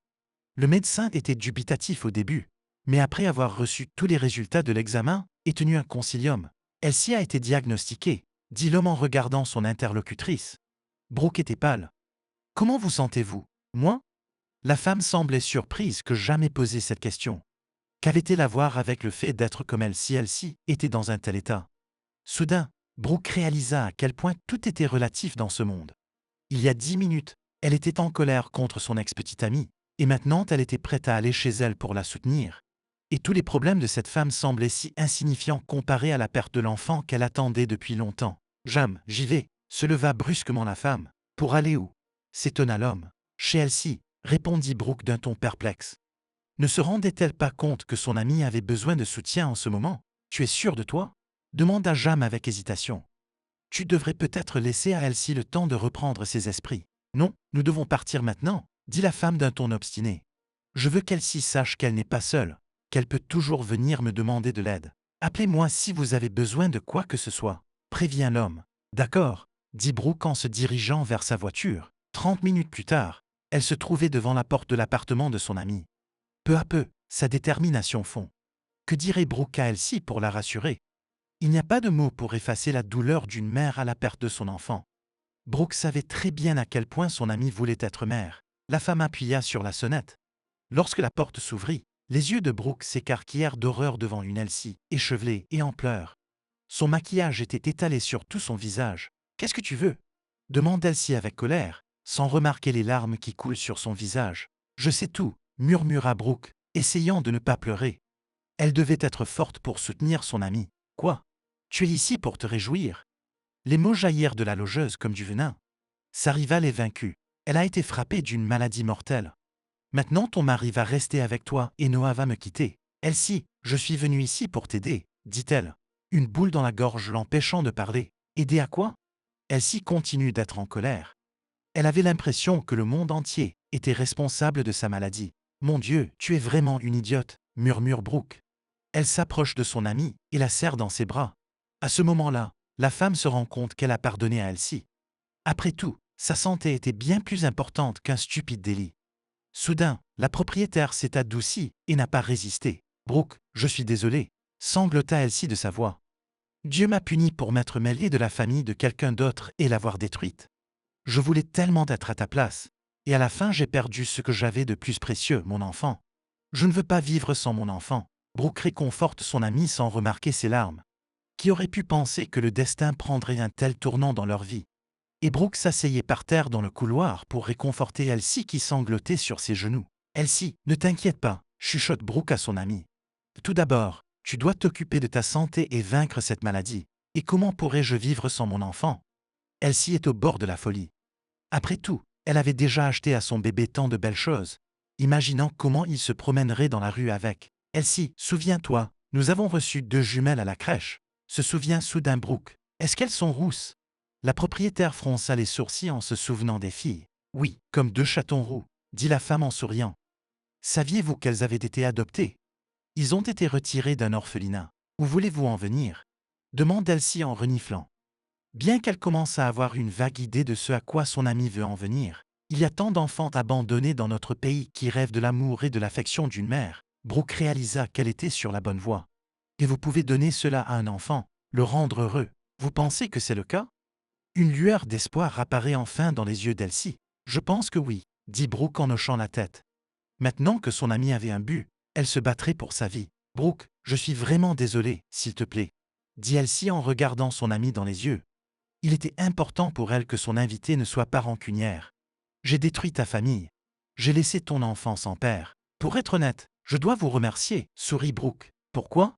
Elsie est un peu déconcertée par les paroles de son amie. Toute cette situation m'a ouvert les yeux sur mon mari, dit-elle en souriant. Henri a toujours été égoïste et n'aimait que lui avant tout. Ensuite, il nous a aimés, moi et les enfants. Je pensais que c'était ainsi que les choses devaient se passer. Oui, mon mari était généreux en cadeaux. Il s'occupait de moi en public, il m'aidait, mais en réalité. Brooke soupire. Souvent, après le dîner, Henri se levait de table et allait dans la chambre, laissant toute la vaisselle sur la table. Je n'aurais jamais cru qu'il était comme ça, s'étonnait Elsie. Je ne sais pas pourquoi, mais j'ai trouvé ça normal, sourit la jeune femme. C'est seulement maintenant que je réalise que j'ai vécu comme un zombie, sous l'emprise de l'homme que j'aimais. Brooke, merci d'être avec moi. 3 ans se sont écoulés. Brooke marchait dans la rue avec la petite Lily. On remarquait que la femme était nerveuse. Emma et Jessica étaient assises l'une à côté de l'autre sur un banc, parlant avec enthousiasme des dernières nouvelles. « Maman, qu'est-ce qui t'a pris tant de temps ?» demanda Elisa en jetant un coup d'œil à Brooke. « Je ne sais pas, » soupire la femme. Elles auraient déjà dû sortir. Sommes-nous en retard? La voix de Michael retentit soudain derrière elle. Brooke se retourna et vit le fiancé de sa fille, accompagné de jamais de sa femme Madison. La femme était heureuse pour son compagnon. Madison était une fille formidable qui soutenait son conjoint en tout. Il était un soutien pour lui. Non, nous ne sommes pas en retard. Elisa s'approcha du marié et l'embrassa. Qu'est-ce qui vous a pris tant de temps? Demanda Jam. Il se dirigea vers Lily et la prit dans ses bras. Tu es ma bonne fille, dit l'homme qui était le parrain de la jeune fille d'un ton affectueux. Tu es ma chérie. Nous ne savons pas, dit Brooke en haussant les épaules. Nous sommes déjà inquiets. Alors, pendant qu'ils sont partis, on peut parler un peu de l'événement à venir, suggéra Elisa en faisant référence à son mariage avec Michael. Il n'y aura pas beaucoup de temps pour ça après. Et il y a beaucoup de choses à régler. As-tu réussi à parler à ton père? Demanda Brooke. Le fait est que lorsqu'Henri a compris que sa femme ne lui reviendrait pas, il a décidé qu'il n'avait plus rien à faire dans cette ville. D'autant plus que, d'une manière ou d'une autre, des informations sur ses pseudo-séquelles après sa maladie avaient filtré à l'usine où il travaillait. Et tout le monde s'est mis à en parler, le plus souvent de manière ironique. Henri a donc décidé de déménager dans une autre ville. Il a coupé tout contact avec ses enfants parce qu'il les considérait comme des traîtres. Sa mère ne l'a pas suivi, bien qu'Henri l'ait appelé. Emma préféra rester, car son Brooke et ses petits-enfants étaient ici. Pour cette raison, son fils unique lui en voulait beaucoup. Non, dit Elisa en souriant tristement. Après le divorce de ses parents, elle n'avait jamais revu son père. Dommage que l'ambition d'Henri ait pris le dessus sur ses sentiments. Regardez, les voilà, sourit Madison. Elsie et Noah, tout heureux, sortirent de la porte de l'orphelinat, portant dans leurs bras une petite boule attachée par un ruban bleu. Bien sûr, Brooke n'a jamais approuvé le choix de son fils. Mais Noah s'obstine à lui faire comprendre qu'Elsie est la seule femme qu'il ait jamais eue. Grâce à l'amour de Noah et au soutien de Brooke, Elsie a pu vaincre la terrible maladie. Après cela, elle et son mari Noah ont entrepris d'adopter un enfant. Après avoir traversé toutes les instances, ils ont enfin pu accueillir le petit bout de chou. « Regarde, mon pote, comme c'est mignon », chuchote Elsie en regardant le visage du bébé. Elle était folle de bonheur et d'amour pour son fils. Notre lion, Brooke se contenta de sourire, sans rien répondre. Elle regarda les personnes présentes qui regardaient le nouveau membre de la famille. La femme était heureuse de n'être entourée que de personnes loyales et aimées qui ne lui briseraient plus jamais le cœur.